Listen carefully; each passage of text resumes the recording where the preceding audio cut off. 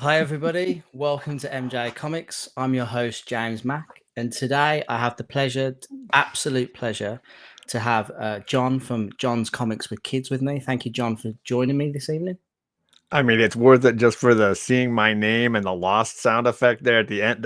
That's worth anything, everything. I knew you would appreciate that. I spent the best part of about 5 minutes doing that for you today. It's perfection. No, it's all right. Thank you so much for joining me this evening. And I hope everybody who watches the show tonight or on the rewind will enjoy it as well. I think we're going to have a really good chat. I've known of your channel like since I came onto YouTube. So like my introduction to like the comic book community was pretty much through Kevin from Superpower Review. Sure.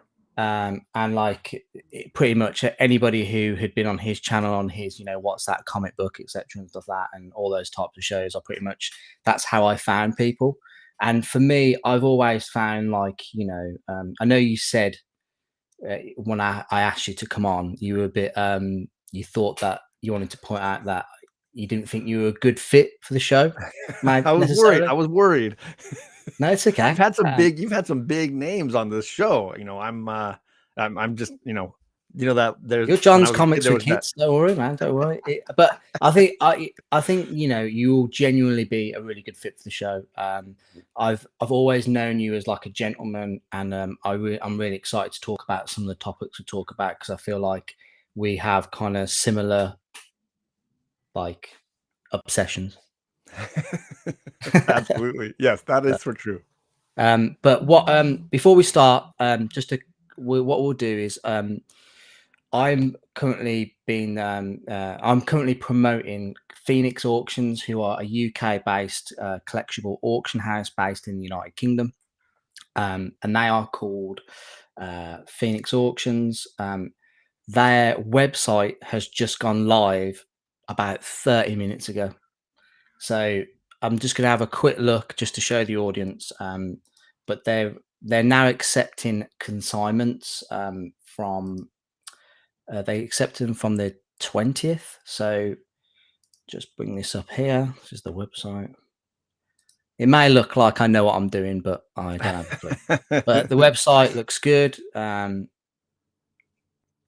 They will be selling CGC slabs and CBCS, so graded comics, and they will be selling raw ones. And they will be selling comic art in their first auction. It goes live on the 25th of February. If we just check out to see what's for sale. Comics. There we go. Ooh, it looked like original art. Oh man. Yeah, original art. Yeah. So they've got a lovely, amazing Spider-Man 16 there, signed by Stan Lee on page 1. Wow. They got a Batman 181 in a 3.5. Yeah. Now you're talking. Now we're talking. Got some Fantastic Four. I'm sure you appreciate that, John.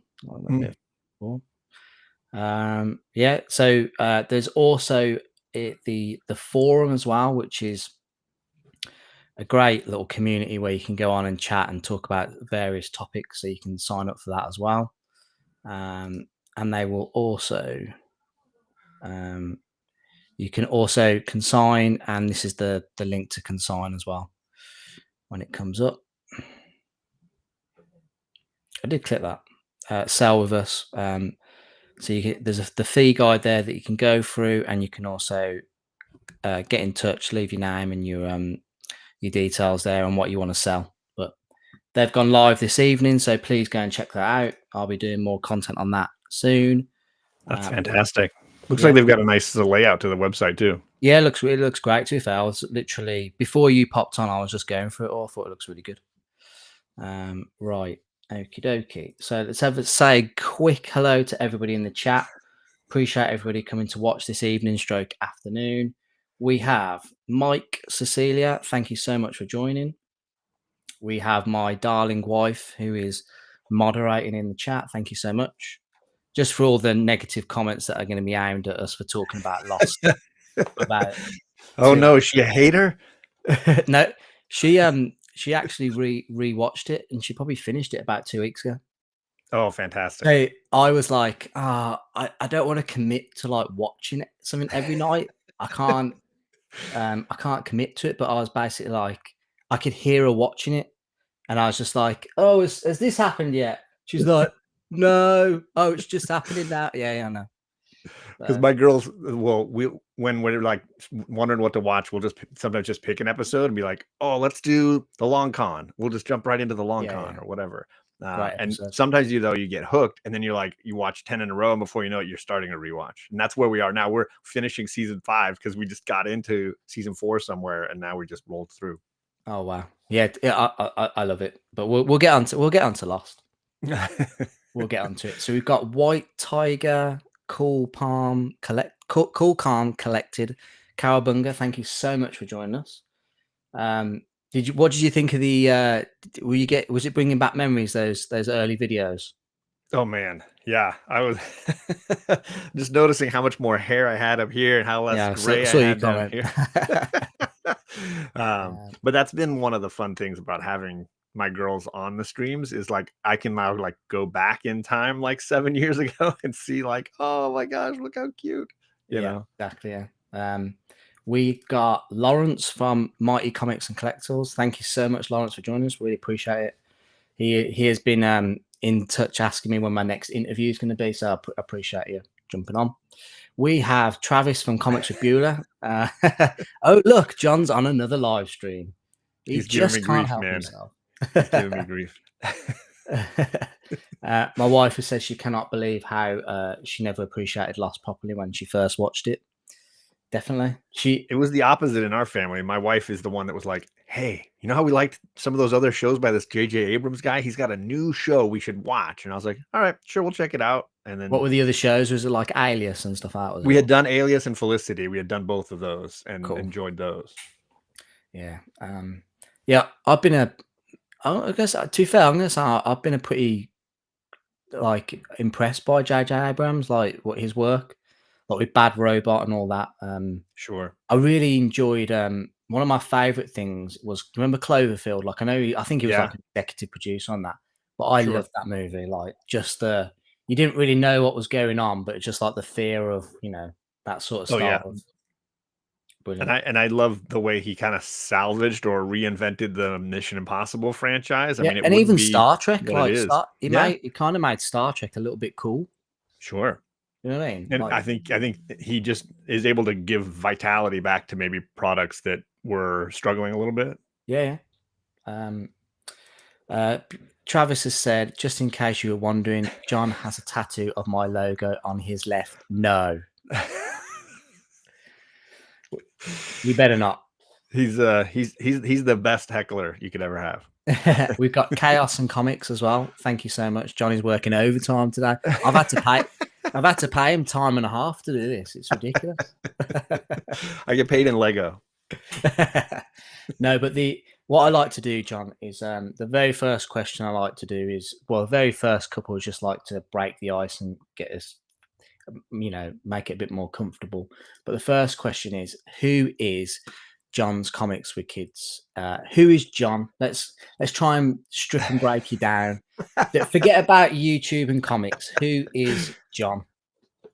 Um, that's a really difficult question. But no, I mean I'm wearing my Dharma teacher shirt. I suppose that I'm Mhm. an educator first, Yeah, and always kind elementary of or high school or yeah. Yeah, elementary school. I was a third grade teacher for about 20 years, and I'm an administrator at my school now.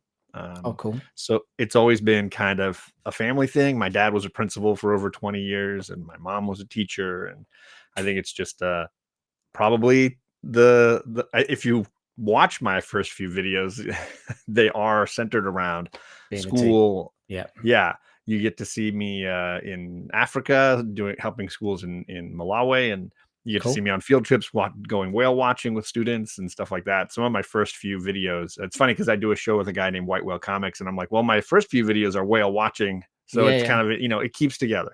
yeah. So, have you always done elementary school? Is that? Yeah, you call it primary school, right? Yeah, yeah, that's it. Yeah, Yeah.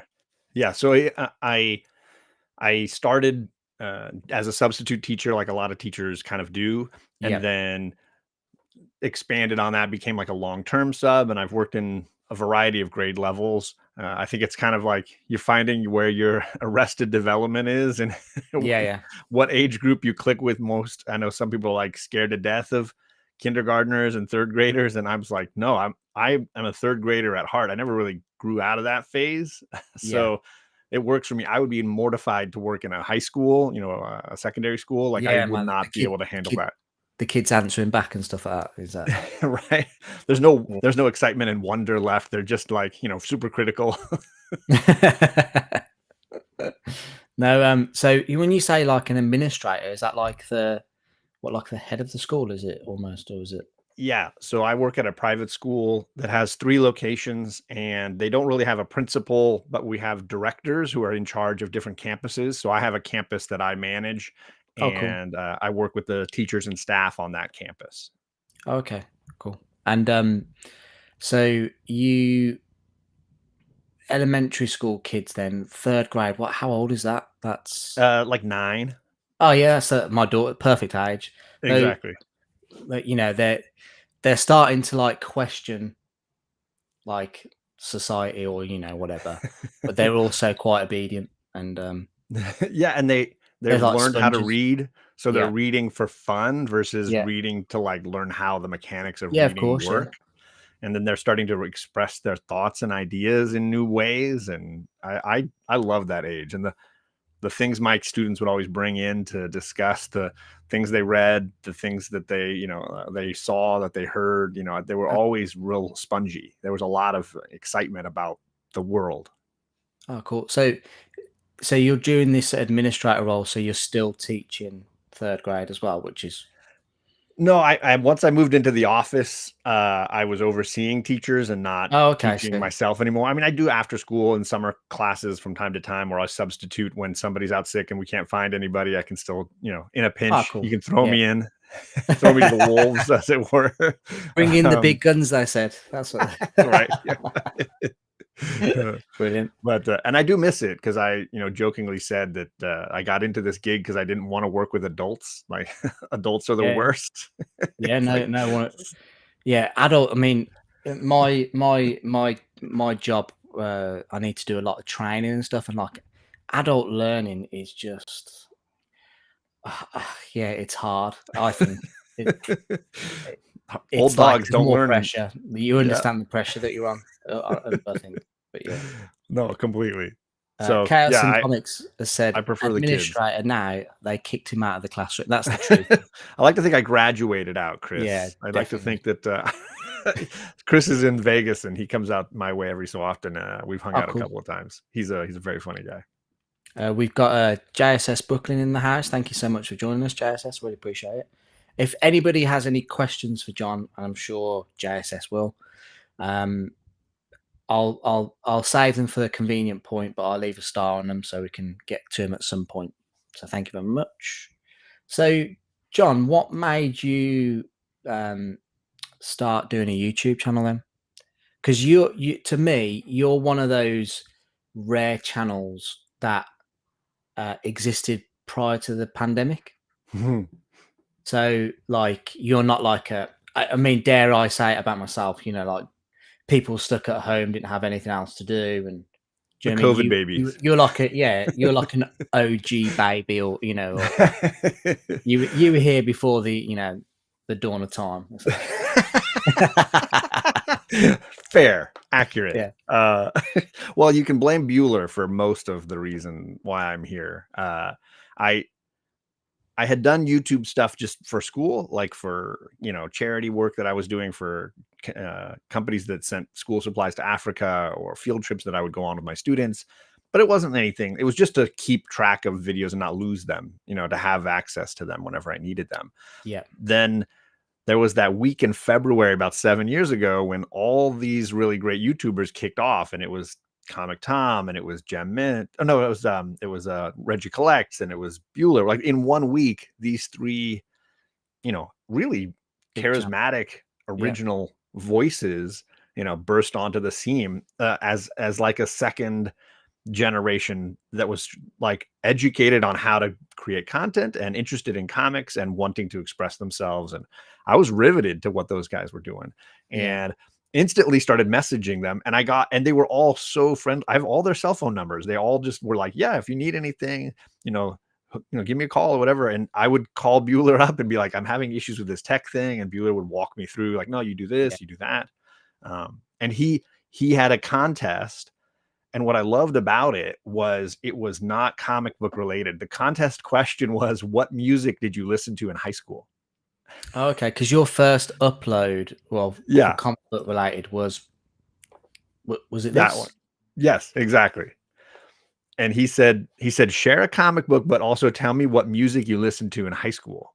And I was like, that's phenomenal. I really want Yeah. to, get engaged with this conversation. This sounds like a lot of fun. And so I, sat in my bed, which is hilarious. Like it's like there's pillows behind me. I'm just laying in bed recording a video in response to his question, just because I wanted to engage with the conversation, I Yeah, guess. of course, yeah. Well, I mean that's what is a great thing about like the YouTube comic community. You reached out to those specific people, and they all were super friendly and approachable, and then came back to you. Whereas Yeah. I don't think to a certain level you would get that in today. Not with those. I'm not saying with those people, but with, With the average yeah, I think, YouTuber. yeah, I mean, maybe. I like to think that like finds like in some way, right? And that somebody like Bueller in particular, and I don't want to say this is not true of Tom or Reggie, but he set a standard I felt like that I connected to, and he was yeah, very personable, he was very helpful, he was very encouraging, he was very knowledgeable, and I felt like I want to emulate some of that and I the basic logo design I used for my channel was similar to one that he had at one point. The idea of comics with Bueller, and I was doing comics with kids. I was yeah, like, I really felt like I wanted to at least create a vibe within my YouTube space that aligned with what he was doing, because I wanted to encourage that same interest, enthusiasm, and effort from other people. So I've tried to pay that forward and be the tech support when somebody needs it, or be the shoulder to cry on when something's not going right. So those kind of things, I feel you can create your own little circle sphere of influence that yeah. other people connect onto. And Bueller did that for me, and I just kind of wanted to keep that going, fan that flame. Yeah, no, definitely. Some of the people that I've had on the channel, likewise, I've stayed in contact with quite a few of them, and they've all been really like super friendly and helpful, including Tom as well. Tom's an Yeah. absolute gentleman. Can't I can't really say much negative about Tom, to be fair. And I worked for Tom a couple different times. Oh, cool. He had a website for a while, and there was like blogs on it, and people like Reggie and even Bueller, I think, posted on it. Perry Comics posted on it, and I was the editor for it, so I would edit all the writing and help him organize pieces and put them up. Oh, And cool. I then didn't know that. yeah, and then when he started being able to make a little profit, he actually was paying me to do all the behind the scenes for his YouTube channel, like all the descriptions for videos and all of organizing all his playlists and things like that. So Oh, just stuff wow. that he couldn't fit in his day, and he knew that I was around and happy to help. First it was for free, and then it became like pay for a little while. And so I have a huge admiration for Tom. So how Absolutely. did you? I know that I remember when I had Ryan on, Fire Guy Ryan, and he mentioned that he'd like stayed over with you and stuff like that. How did you meet him through Tom? I'm guessing, or Yeah, it was definitely like seeing him on Tom's channel, and I think one of the first things I saw with him was he mentioned Lost. It's like one of the first things Fire Guy mentioned, and so I and it I was made love a at first joke. sight. Yeah, I made some joke, and then he messaged me on Instagram, and he's like, it was like a litmus test, right? He was like, okay, if you were gonna have a Lost comic book, what would it be about? like his quiz for me. Oh, okay. Like what lies in the shadow of the statue. And so I said, "Oh, I really want to know a comic about Michael and Walt. Like I would want to know the journey back to the mainland, the challenges Oh, with yeah, yeah. Walt's ability, Michael coming back, Michael as a ghost. Like I just wanted like a Walt and Michael Or miniseries." And or he's like, or just "That's a good anyone to answer." explain why Walt was on the island after he left for that and just never explained again. He covered in water when he was just kind of like Yeah, a what was ghost that? spirit. Yeah. What was that? So like that's how Fire Guy Ryan and I started talking. And he's always had, odd hours, Ryan, working in the hotel and whatever else. So I always would message him at random hours and get a response, which was harder for Tom because he was producing work and editing, Yeah, writing yeah. work and things. So we bonded, Ryan and I, really quickly. And then when he had the opportunity to come down and visit, I was like, "You're staying in Charlie's room. I'm going to clear her out, and she can sleep with her sister. You got a place to stay, man." Oh, amazing, amazing. And what did you guys get up to? Well, we definitely hit some comic shops, but he was more interested in just like the California experience. We were, well, I took him to Yeah. restaurants, and we played GoldenEye and on the Oh, N64 with brilliant. Yeah, yeah. the girls. The girls were really into it, and he hadn't played in a long time, so he was getting smoked. The girls were Oh, just man. absolutely laying him to waste. Yeah, I love that game. I remember having, like, the golden gun and, like, Oh the yeah. you could change, like, the bullets to, like, spray Yep. paint. I think it was amazing. I loved used to just hide in, like, little lockers and, like, it was great. Yep. Yeah. So But we definitely had some fun shenanigans with that. And then we made him watch Disney movies. He had never seen, most Disney movies, and the girls were super into Frozen 2. And he's like, oh. "I've never seen Frozen 1, but I've seen Frozen 2 now." Brilliant. I bet he loved it. Absolutely. He I think had a very good Yeah, time. yeah, yeah. No, that's good. So your first upload was that Bueller video was the 18th of July 2018. Okay. So you've been on YouTube now for like 7 years, Six and a nearly half seven years. years. Yeah. Yeah. Yeah. Wow. Wow. How does that feel? If it feels like it went fast Yeah. and surreal for sure. And I just honestly, it feels like the healthiest midlife crisis that you could ever have. Like Yeah, yeah, yeah. Well, I'm not it's doing better a lot of than, other things. drugs, gambling, and all that. It's better. Yeah, What else? there's no sports car with a secretary in the back Oh, anywhere. exactly. Yeah. So you started your channel. What made you bring Kate and Charlie? Is it? Yes. I'm Yeah. I'm taking those names. Well, I, I'm John, so we got three lost characters right there. yeah, yeah. Do you want to know a secret? Well, it's not really a secret, to be fair. I don't know if it is a secret, but want to know what my son's name is? Is it Desmond? No, it's not Desmond. It's Jack. There you go. So Well, that. my brother named his kids Jack and Penny. So, Oh, cool. between the two of us, we covered four lost characters. That's amazing. My middle name is John as well, so that kind of counts. So what made you bring them on to channel? Something Well, to do with dad or yeah, I mean, certainly there's that. And I think I felt like they were even at, so whatever, 7 years ago, Charlie was 7, even at her age, my youngest, I felt like they were really articulate. I felt like they were yeah, reading a ton of stuff. And I thought, well, if I'm going to do this where it's going to take some time away from them and when I'm at home, what if I bring them in and at least some of it is time we're spending together doing yeah, of something, course, yeah, yeah, and at that age, they were still kind of like, ooh, YouTube is cool. And so they were interested in it, and they would tell their friends, oh, I've got a YouTube channel, and their friends would jump in the chat when we would go live. And yeah, they were really integral in those first few years and enjoyed it. And then of course, as is natural, they became teenagers, and then it was oh, like, this I don't isn't want cool people to anymore, dad. know. Yeah. I Yeah, they can't were be like, seen. don't tell anybody I've got this. Don't let anybody know. I don't want all the boys to go and look at the videos of me when I was 11. Oh man, yeah. Do you feel like when you set off this channel, do you think that doing that with your kids set you apart from the other channels and what they did? I think it certainly created a bit of a safer space in some Yeah, regards. definitely. Yeah, yeah, I felt like people who came into my chats had a ton of goodwill. and a Yeah. ton of positive energy.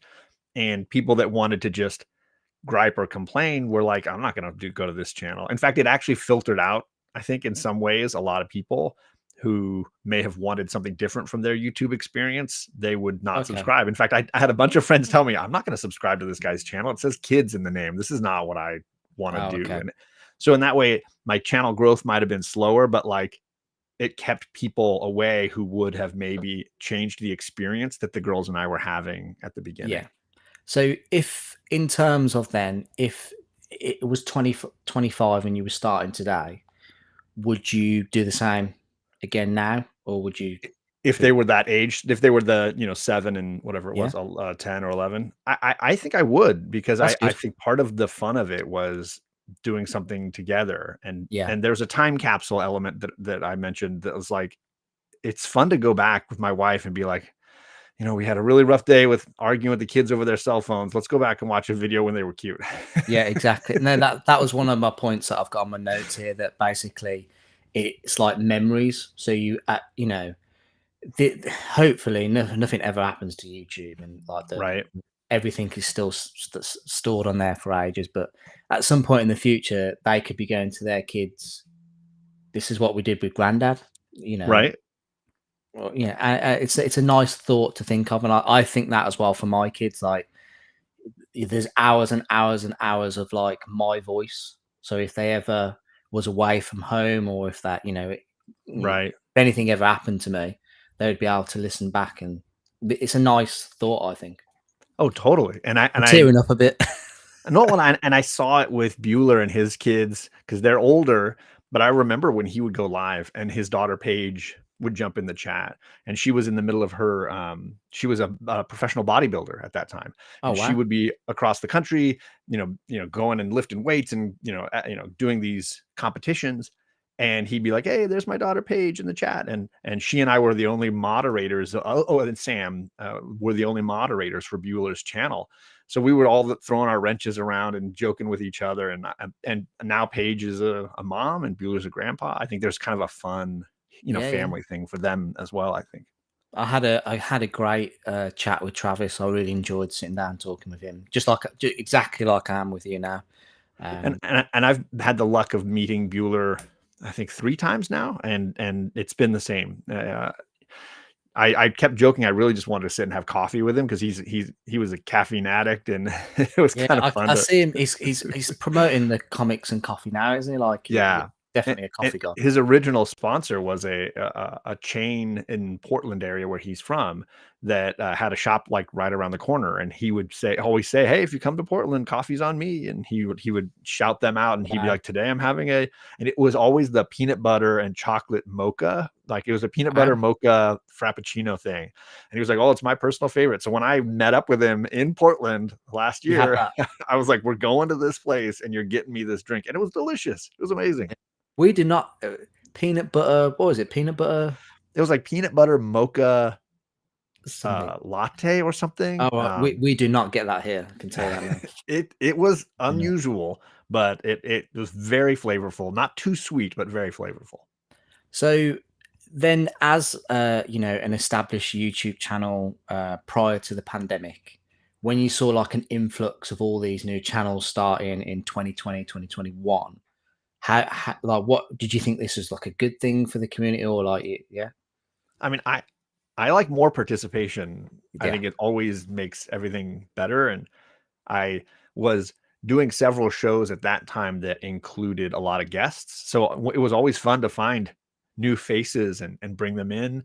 There were competition shows I was doing where I needed, 4 panelists plus a co-host like every yeah, week, and I yeah, did yeah, it. And it was like I was always excited to make new acquaintances and have new people come on. yeah, So and then I think I was doing a weekly show with new comics as well, bringing in guests and saying, "Hey, what are you reading this week? Let's do stuff." So I loved it. I understand that it meant like there was a lot of content and it was hard to keep up with yeah, all of it, but I really liked it. And every time it's sort of waxed and waned, it's been kind of fun to just see all these fresh new faces. And my favorite channels tend to be the sub 1,000 channels because they're going live a lot more often.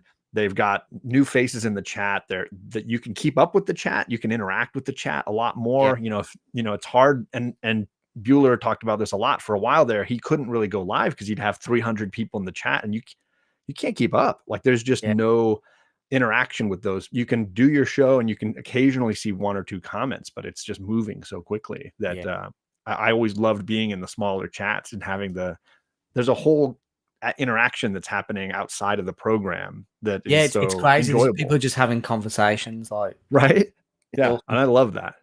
Well, speaking of the chat, we'll just quickly jump in. Say hello. We've had some new people join. We've got Actual Dracula. Thank you so much for joining us.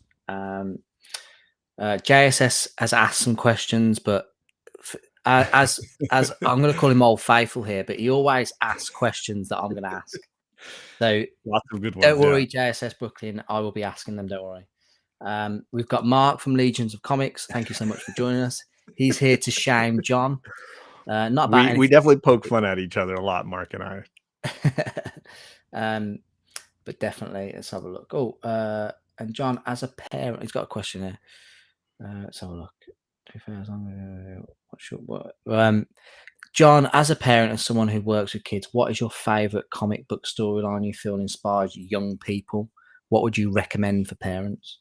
That's a good question. That's a phenomenal question. Inspires young people. That's a tricky question.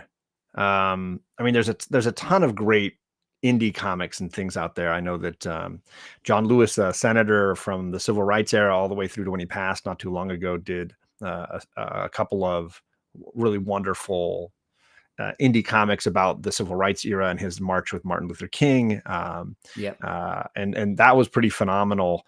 Inspires is tricky. Most people, I think, go to comics for escape, and that tends to be more typical. So for my girls, it was always like, what stories are going to be something that they connect to. I know young kids love Raina Telgemeier. I can't recommend her enough. And Raina does a lot of stuff on her life experience. So she did several really great graphic novels. One's called Smile, and it's all about, her experience getting braces and dealing with her sister. And then she had one called Sisters. And Raina is, outside of manga, she is the best-selling graphic novelist of all time. Okay. Like, she's just a beast. And a lot of her things are in kids' schools. So like primary school teachers will often have Raina Telgemeier's things in their classroom sets. They tend to be something that kids really respond to because they're about that same kind of age, that awkward primary into junior high kind of age, where you're becoming a teenager and you're arguing with your parents a little more and trying to find your place in the world. And she writes these really heartfelt stories about her own upbringing. So I love Raina, and I think she's got like 6-7 best-selling graphic novels. Brilliant. So JSS Brooklyn, you have your answer. There you go. What an answer. What a question and what an answer. That's a great question. Yeah, great question. Legions of Comics has said that he is going great, currently chilling, watching soul-killing YouTube videos of kids playing with toys while she sits and plays with toys. Well done. I always found this so bizarre, like with YouTube. I used to question like my wife's sisters for like, they'd watch like somebody vlog walking their dog. And I'd be like, your dog is sat there. You can go and walk your own dog. You do realize that. And then I find myself casually watching Gem Mint playing video games. So, right. I was going to say the video games thing is big. I know my girls will sometimes watch somebody playing, whatever it is, Among Us or whatever, and they'll watch that for an hour and be happily entertained by it. When I'm like, you could just play the game, right? If you want to play the game. Yeah, it's not the same. It's not the same. Right, so I'll save that question for a bit later. Let's have a look. We've got C. Woodward. Yes, C. Wood Carson. Thank you very much for joining us. Yo. Yeah, he's a homie from the East Coast. I got to hang out with him at Baltimore Comic-Con about awesome. right before the pandemic, actually. He's a really cool guy. We've got Mike Cecilia saying, good job that Jack didn't get named Oceanic Flight 815. That's a win. Yeah. Speaking of shows, do you think you'll ever bring Saw back that, Adrian. Comicgories?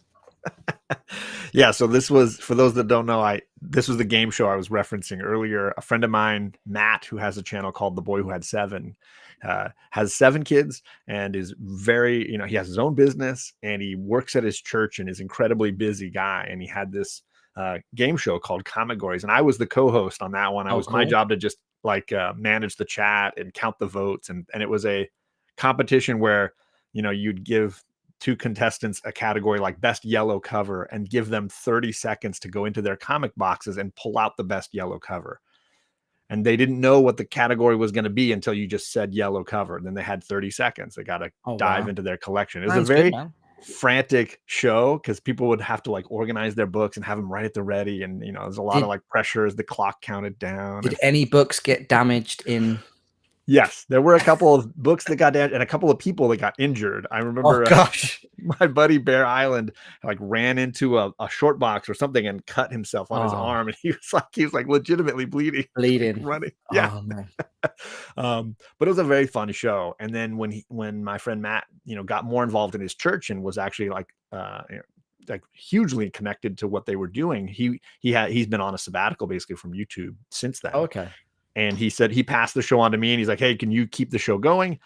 And then I brought in my friend JP Budget Collecting, and he and I ran it for a few years. But it takes a lot out of you, that show. As a host, you're organizing 4 participants and the co-host and yourself, and trying to get everybody on the stream and come up with all the categories. And it was a lot, and I just became so hard to schedule it. I had so many last minute cancellations. I would call guys like Adrian, Actual Dracula, be like, "Hey, are you free tonight? I need somebody to cover. Can you jump in and play?"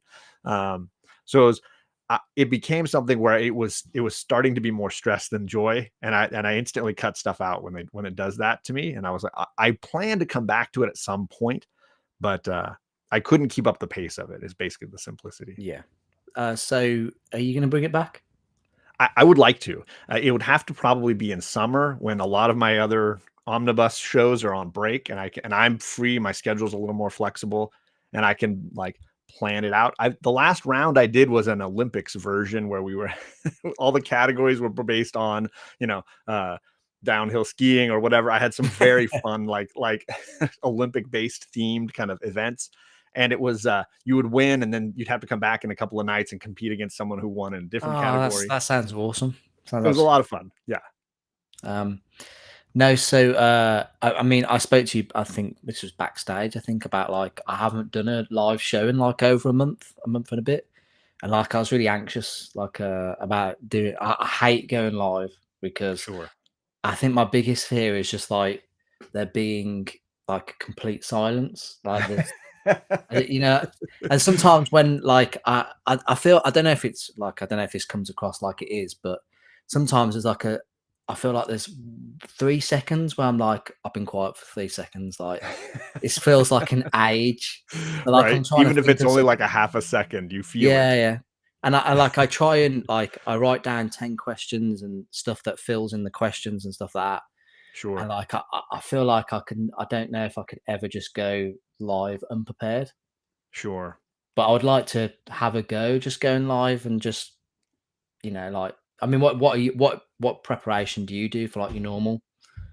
It depends on the show. For Comicgories, it was a lot of preparation. We had to come up with all the categories we wanted to do that night. And then we would have a randomizer built so that everybody would, at the beginning of the show, when we went live, we'd bring all the guests on and show them the Comicgories for that night. And they'd all invariably start just sweating and putting their heads down oh my God, purple cover. I don't know any purple covers, whatever. And then we'd hit randomize and it would select one, and then people would just have to run. Purple cover. There it is. There you go. So that one we had to, there's a lot of planning and organizing. The X-Men show that I do with No Good Comics, we have to build a slideshow each week, with all the panels and kind of organize all of that. I've just got to say that stuff that you do with Justin from No Good Comics is fantastic. That's a lot of fun, and the work feels like joy still. So that's I was going to say, you can see you guys are very dynamic and you're very good friends, so it's good. I can't wait to meet him in person. At some point, I got to get out to the New York, New Jersey area and meet Yeah, up yeah. with him. But He's a that good one, that is, yeah, yeah. There's a lot of cons in his area that I would really love to visit and enjoy. And Cliff is out there too. I get to see Cliff. But the Saturday show you do in the morning is really the easiest show, and the one I did with my girls, because we would just, it was whatever you were reading that week.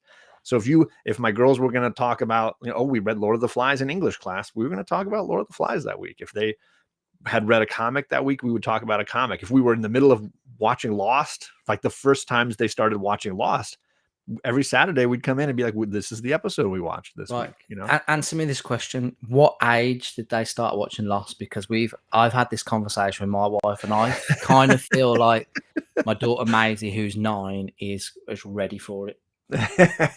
And casually, do you know what happened is, one night she was like, I don't want to go to sleep. I don't want to go to sleep.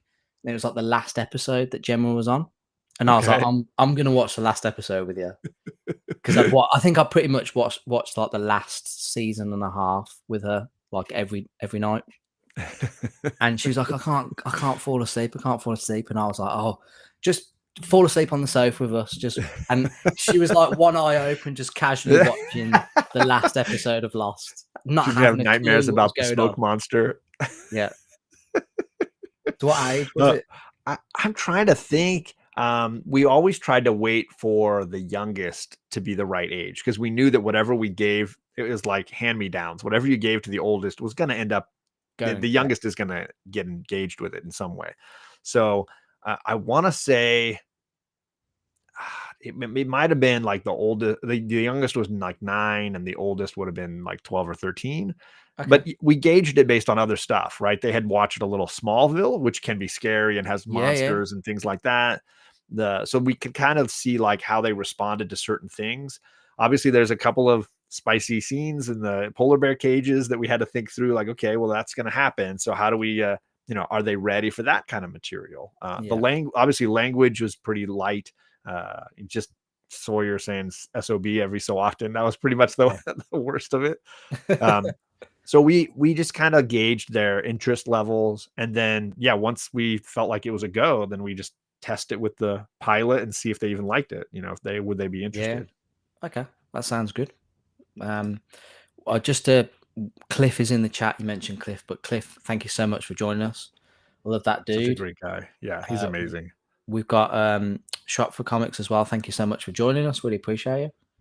I got his artwork right just there. Yeah, is that you with your 2 daughters there? Is it? Yeah, he did one of them as Scarlet Witch and one of them as Captain Britain, and then I'm Doctor Doom in the middle there. Brilliant. Yeah, that's awesome. YouTube gaming is huge. Biggie Shaq's head fell off. Was that in Comicgories? Was it? I don't remember that. Did he have a statue? Maybe. I know Biggie has been on the show. A lot of those that era of comic collector, everybody felt like it was a show that either they wanted to go on or they would be so mad if I ever asked, because they were like, no, that show's too stressful. I can't, my comics aren't ready. I need a year to prepare. Well, we all know the real reason why you quit is because it was rigged. The rumors.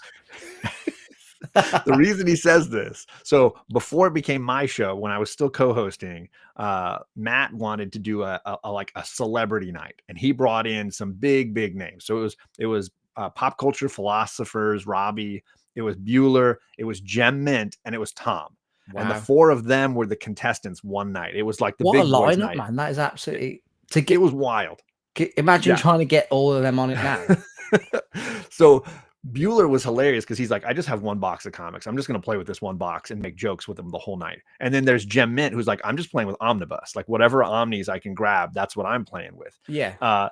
Versus Robbie and Tom, I don't think they knew kind of what they were in for. So Robbie and Tom got kind of smoked by Bueller and Gem Mint. And then Bueller and Gem Mint went to the finals, and it was neck and neck the whole way. But the chat sided with Gem in the end. So Gem was the big winner. Was that anything to do with how big of the Gem's channel was, or is it that what is? I mean, there is a popularity contest because the chat gets to vote, right? They're the ones voting to pick one person or the other. So, that you could argue that, but I think Bueller definitely had the comedy going. He was hilarious that whole night. He was Oh amazing. wow, sounds amazing. I'll have to try and watch that. That sounds really good. I'll send you the link for it Yeah, when we're off. Yeah. yeah. It's Adrian, isn't it, from Actual Dracula, isn't it? Yes, Yeah. sir. He's from Canada. He said it's 100% rigged. Um, John is a great guest to have for your 1 month return. Definitely is. Definitely is. Thanks, Chop. I appreciate you, man. We've got Gotham and Glam in the house. Thank you so much for joining us. You're doing great. It's okay to pause and gather your thoughts. Thank you so much. So look, anyone else in the house? Bueller said that Lost was being played in the background when John's wife was giving birth. Is that true? It's not accurate because that would have been what, 02? No, that's 07. So I don't remember when Lost launched, but I don't know that we were. No, that's not true. But I do have a great Lost kid story we can get to at some point if you really want to get into it. Oh god, Travis has put, was it rigged? He's put Jem's wife was the deciding vote. So Fee was. She was in the chat. She voted. Yeah, she voted. She was in the chat. It's. He's still salty about it, man. He is still really salty about it. Oh man, Bueller losing to Gem in a comics competition. That was definitely rigged. Wow. Sounds like, definitely send the link. I will. In fact, actually, when you send me the link, I'll put it in the description of this video as well after the show. Sure. That's right. No problem. But yeah, so the next question is, and true to JSS, he has actually asked this question as well. But what got you into collecting? So I think JSS Brooklyn has asked, where's the chat gone now? What was the first comic you remember buying? Do you remember do you remember that one book that sucked you in? I do, and I got it right here. Oh, brilliant. Yeah. So this is a let's get you big. This is the Incredible Hulk and Wolverine issue 1. There's only one of these, so there was, I don't know why they needed to number them because there's just the one. Yeah. It's a reprint from the mid 80s of Hulk 180, 181, and 182. Yeah. With some additional information because now Wolverine's popular and they want to give you like Wise's suit brown now and not blue and all that kind of stuff. But it's got a wraparound cover. Well, let's see if I can pop it out here. You got the Wendigo on the back. Wow. And it's fairly large because it gives you all 3 stories in one, and then it gives you additional information at the end. So it's got the whole saga of Logan and Bruce Banner and their showdown. I've seen that book so many times, and you've influenced me now. I've got to pick that up. I mean, it's the first time they reprinted those issues and stories, so I would never have been able to read it as a kid without getting this comic. And this was, I was probably 6 or 7, whatever, when this came out. And to answer your other question, it was really something that started when I would visit my grandmother. My grandparents lived in the mountains in Arizona, which people think of as a desert, but actually they have a lot of like lakes and mountains and snow. And we would go, and they had a Circle K, which is like a convenience store around the corner. And my mom would give us a little bit of money whenever we wanted to go walk ourselves to the convenience store. And I would always use it for comics. I would go, and they had the spinner rack there in the front by the chips and whatever else. And I would hope that during the week that we were staying with grandma, they would get a new set in. So I could buy something at the beginning of the week, and then by the end of the week, they got a new set of books on the rack, and I could buy something else. And so I know I bought a copy. This is a newer one that I have gotten over the last few years. I tend to buy these whenever I see them. And so it was a lot of the stuff on the shelves at that time was like something around issue 210 of the Uncanny X-Men. So a lot of the post Secret Wars Marvel universe, that was really popular at the time was what I was in the mid 80s, like 80s, yeah. And then, I started to get the action figures that went along with it. And my grandmother had a card game, which I have since purchased, that I loved as a kid. It was the Marvel Superheroes card game, but it was really just old maid, right? I don't know if Oh, you've played wow. that game, Old Yeah, Maid. yeah. This is all that was left that survived of the box that I purchased from eBay, but I have all the cards. And Oh, it just, those are huge. they're really fun. Yeah. And the concept of the game is you just don't want to be stuck with the old maid, which is of course Doctor Doom. Doctor Doom. To be um, fair, so JSS again, he has asked a question about he asked a question about Doom earlier. I don't know. I don't think I oh, did started. he? He said, "What is your fascination with Doom?" What I loved about him in Secret Wars is that he doesn't, whatever the rules of the game are, he doesn't follow them, right? So Yes. Yeah. God brings you across the universe to battle one another, and he says, "No, I'm going to kill God instead." And that's Yeah. and It's that's outside Doom. the box. And It comes yeah, with right. initiative, isn't it? Everyone else is just like, Yeah. yeah, we're gonna fight, and he's gonna do that. It's just, it's a funny, he's a character that exists outside of the norm, and I think Yeah. in that way, I you never know how he's quite going to respond. I do think Secret Wars sent his character on a better trajectory than maybe he'd had in the Bronze and Silver Age, where he was just a typical kind of one-dimensional villain. Yeah. And so I just enjoyed that whenever he showed up, he wasn't going to do the mustache twirling stuff that a lot of villains did. He was a good ruler in Latveria. He cared for his citizens. Yeah. Yeah. He wasn't just out to be megalomaniacal. He genuinely believed he was the best choice as Yeah. leader, right? He genuinely believed that the world would prosper better under him, Yeah. right? I'm hopeful that this One World Under Doom storyline that's going on now is going to really ground him in the universe as less of just the typical villain, but more of this character who has, good intention. Yeah. Well, that sometimes the best villains are ones that you can kind of relate to in terms of what Oh, for their sure. thinking is, you know. So yeah, I think that sounds pretty good to me. Um, That's why I we- always liked Magneto. I think he has yeah, the yeah. same kind of He's got a vibe very of strong someone. argument. To be fair, Right. Yeah, absolutely. Especially considering someone that survives the concentration camps, and has a perspective on, mass genocide. yeah, I think exactly. that's somebody that has history backing up their perspective in some manner, and you Yeah, can't dismiss that. You have to understand where it's coming from. yeah. And some would say that Thanos was right as well. To be fair, I mean, right? yeah. I think, especially in that film, the Infinity War film, they did a really good job of Yeah. displaying his logic, and it's And that's all he set powerful. out to do. Like you know, he was once he'd done it, that's all he didn't want to do anything else. 100%. Great. So my wife has very kindly put the link. Everyone's probably gone to go and watch that video now. Thanks There's for a that. lot of great Comicgories shows out there. Some very hilarious Is there like a playlist? Is there? shenanigans. Have you done a playlist I've of it? I've got one on my channel, and I know Matt has one on his channel. Cool. So you hopefully can find a lot of silliness and scroll through. People like, I love Lady Fantastic Caroline, Yeah. and she was a constant guest on that show because you never knew what books she'd pull out a Dolly Parton book. She would pull out, you just didn't Didn't know know. what the book was going to be. Yeah. Other people, you're like, oh, it's the same yellow covers or the same, Yeah. Yeah. oh, Yeah. it's Avengers 4 again or whatever. But like, she was gonna pull up with something completely random and then sell it to the chat as the best choice. And the chat was just gonna laugh their rears off and then vote for her every Yeah. time.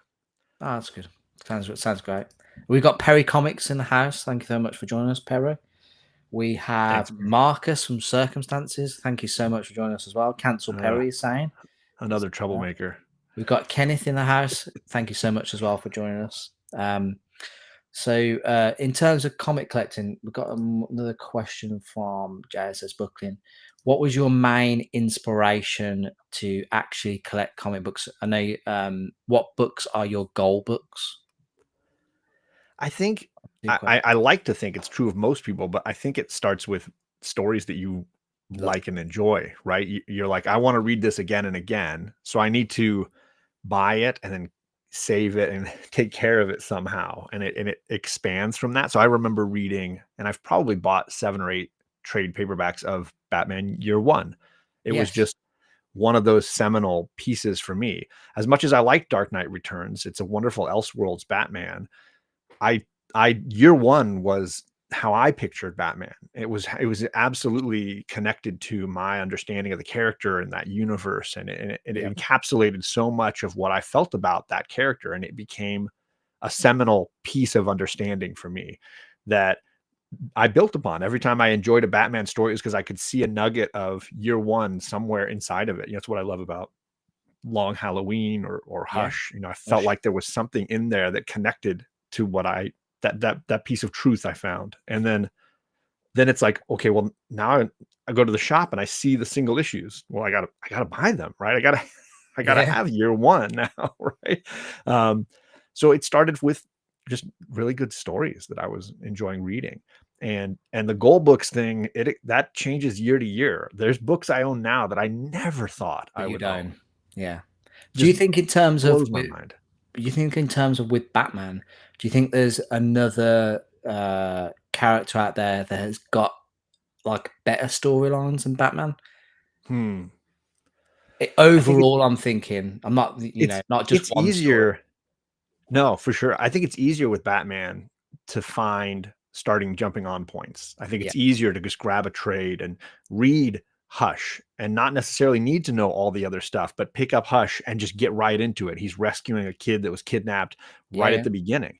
And You you're don't like, have "Oh, to know pretty much I'm anything invested." beforehand. Yeah, But you think about as iconic as Marvel's Spider-Man is, like how many trades of Spider-Man can you just grab off the shelf and dive right in? I mean, the Ultimate Spider-Man by Bendis, The Death of Gwen Stacy, maybe.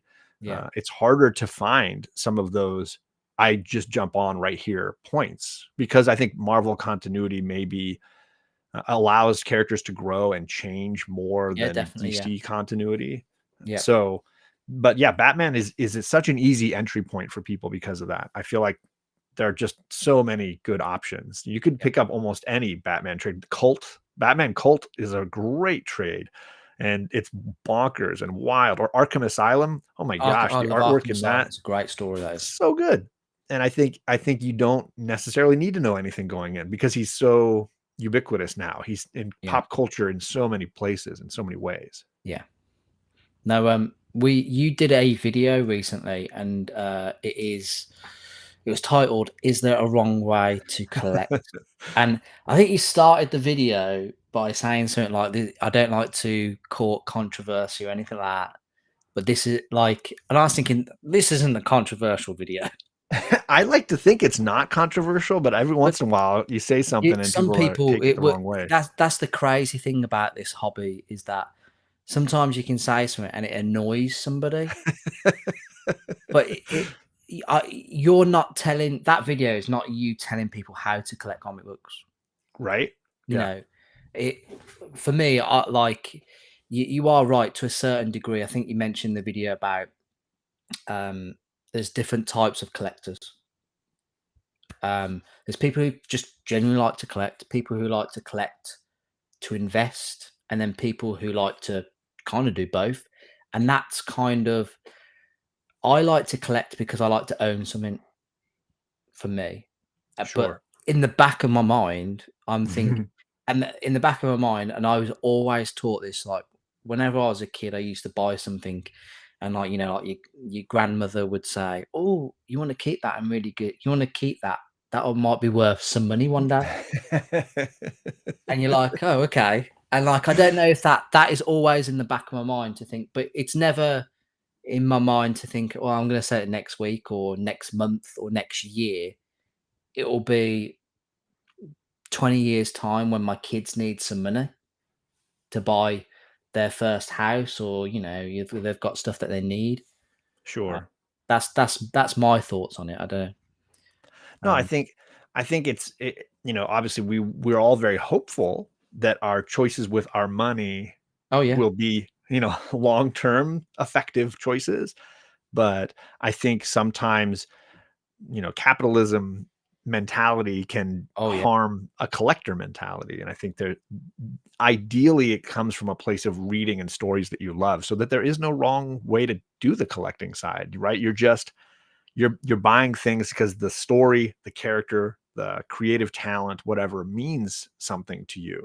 yeah, And now the price fluctuation, when capitalism rears its ugly head, you're not really being, swamped by those waters. You're able to kind of just look and say, oh yeah, well, that's what the market's doing. I got what I want out of it. I don't know that it matters to me what else happens out in the real world. Yeah, I went into a comic book shop probably about December time. I'm not going to name the shop because I would never dream of doing that. But I remember I was going through the long boxes and I could hear the Elsia or the comic shop owner talking to a kid who was Mm. looking through the comic books, and the comic shop owner was saying, "Yeah, you need to buy these books because they're only going to go up in value." And I was literally thinking, I was biting my tongue because I was thinking, well, actually, at the moment, the market is kind of tanking. Like, you know, it's probably a good time to buy because but you can't say to a kid that, oh, they're gonna what he buys that comic book there and there at that price is going to be worth more in the future. Because I'll be honest with you, a lot of modern books, they probably won't be, because of Yeah, that. you're right. The market is that saturated with them. Um, so Well, it's and not I, like, back in the day when we were younger, the comics weren't really looked after well. Now they practically come with a bag and board. a lot of shops do for sure. Yeah, Yeah. I I I think there's a couple of things that I always look for in a comic shop, and I've been very blessed to have a comic shop owner that I met and hooked up with, and basically have consistently used as my LCS for the last, well, certainly for the life of my daughters, so 17 years. Um, and what I loved about his shop was, firstly, it was about reading. Like, I would go into his shop and I had just gotten back into collecting. It had been, 15 years maybe, and he was instantly recommending things to me that I loved. He was instantly holding up, "Oh, you should read Why the Last Man. This is a really great series. You should read Fables. This is a really great Vertigo book." And I was always kind of impressed at how well he recognized stuff that I would like. And he didn't recommend the same things to everybody. He was able to identify, this would be appealing to this person, or this would be appealing to that person, like a good librarian or something. yeah. And That then I was and gonna that say, meant a huge ton to me. sorry, like I swallowed some water and it went down the wrong hole. Literally, I muted myself because I was coughing to death. But um, those are the best for me. The best comic shop owners. They're knowledgeable, they're friendly, they're helpful, and they know that if I get interested in this book, I'm going to come back and want to read more. And that's longer lasting than an investment concept or a capitalism concept. And then the other thing that was always great was, he had daughters and they were often working in the shops. And if I brought my daughters I in, would, it was like the shop was meant for them too. yeah, It yeah, was not, because you'll go into shops with kids and they'll say, don't let your kids touch the books. They're not yeah, allowed to touch anything. yeah, And it's like, bad mentality, man. You want to get them when they're young. You want them to be invested in feeling like this is a place that has value to them, especially women, young women who oftentimes felt like this is not a place for them, right? This is not they don't go into a comic shop and feeling like, oh, yeah, this is like my comfort zone, yeah, right? So my girls, they would sit on the ground right by the register basically, and there was a wall of books that were kid friendly, and they would just take them off the shelf and be flipping through them. And the shop owner would be like, "Oh, you like that one? I'm getting another one in next week." And he would actually like order stuff knowing my for them. girls would be interested in it. Oh, that's Uh, nice. That's really it, good. it was it was so, those two things combined. It's about reading, and it's about welcoming younger, newer readers. That's what keeps this hobby going. Is that comic shop still going today? It is, and he's got two here in Southern California. They're Wow. called Nuclear Comics, and Kenny is the owner of those shops. He's got one down in the San Diego area near the, not too far from the convention center area, and then the other one's about 15 minutes from me here in Laguna. It's in Laguna Hills. I think I Nuclear Comics sounds very familiar. I think when I was in Los Angeles, we went there. I don't know if that's He's about an hour south of LA. His closest one to LA is about an hour south. It's about 30 minutes south of Disneyland, basically. okay. Yeah, I think that But he's sounds at right. a lot of cons in this area, so he'll go up to LA Comic Con. He'll go to WonderCon, which is right next to Disneyland. really phenomenal convention. And then of course he's at San Diego Comic-Con every year. Yeah, that's cool. So So that video, Derek has left a really good comment. Shout out to Derek. Thank you so much for joining. Really appreciate you, buddy. Collecting, reading, speculating, investing, and flipping are all different.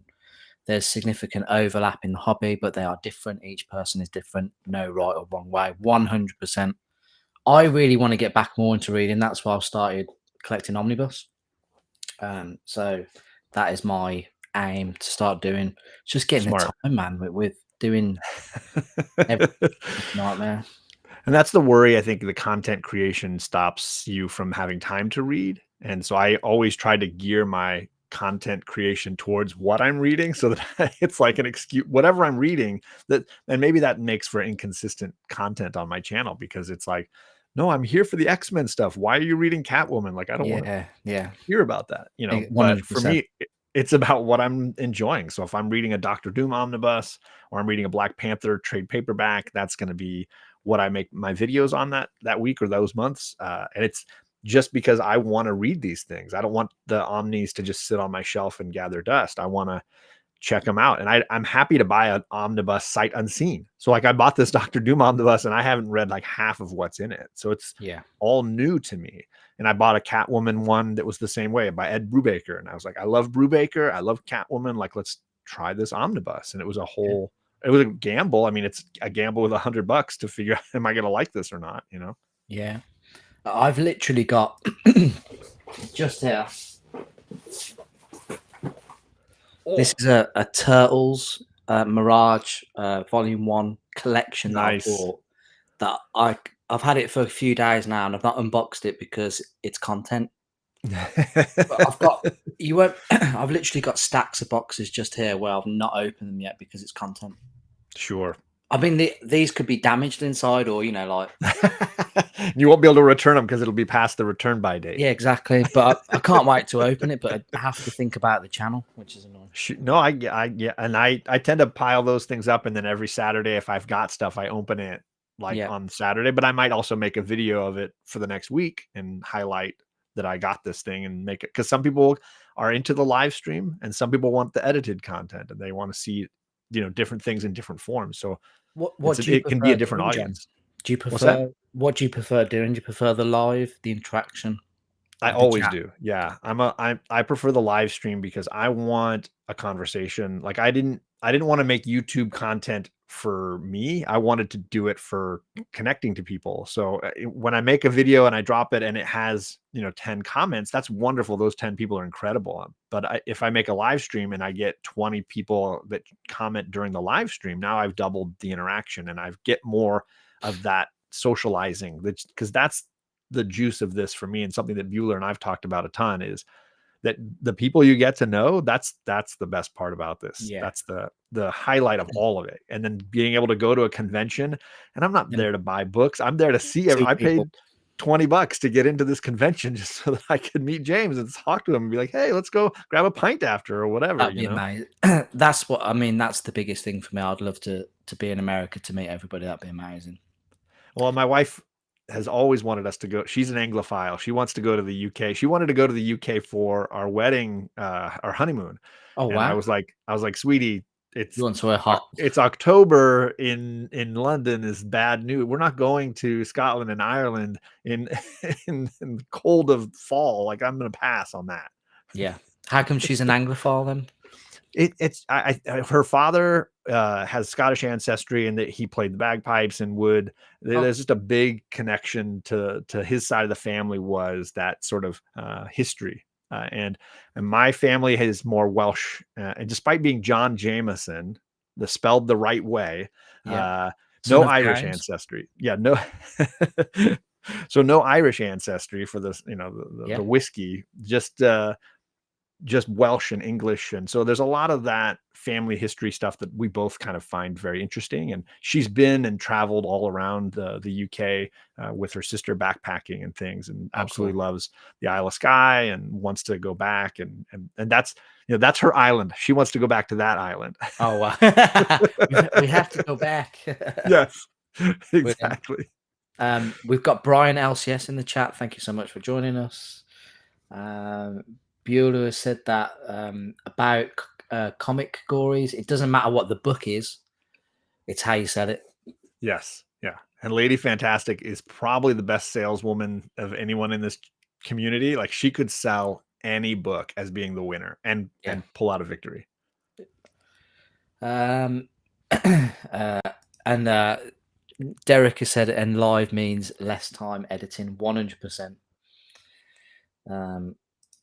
Don't waste your money on comic books. That's what John told me. Maybe it was the other way around. He's not sure. But yeah, do you think that dealers can be collectors? I know that in the past, that exact question has been, it's a hot button question. The hot button question, for sure. But yeah, I think there's people out there that don't think that I think you alluded to it in your video as well, where you talked about if you're buying something with the thought of selling it, it's not the same as collecting it. Yeah, but there are genuine dealers out there who do buy with the view to selling, but they also are after their personal stuff as well. And I think that's the gray area that you're talking about, right? The people that are, this is my business. I buy and I sell comic books as my business, but I also have a collection that I'm building up. And occasionally I buy a large collection. I pull out 2 or 3 that are going to be mine forever. And the rest of these I'm going to use to keep the business funding and keep it working.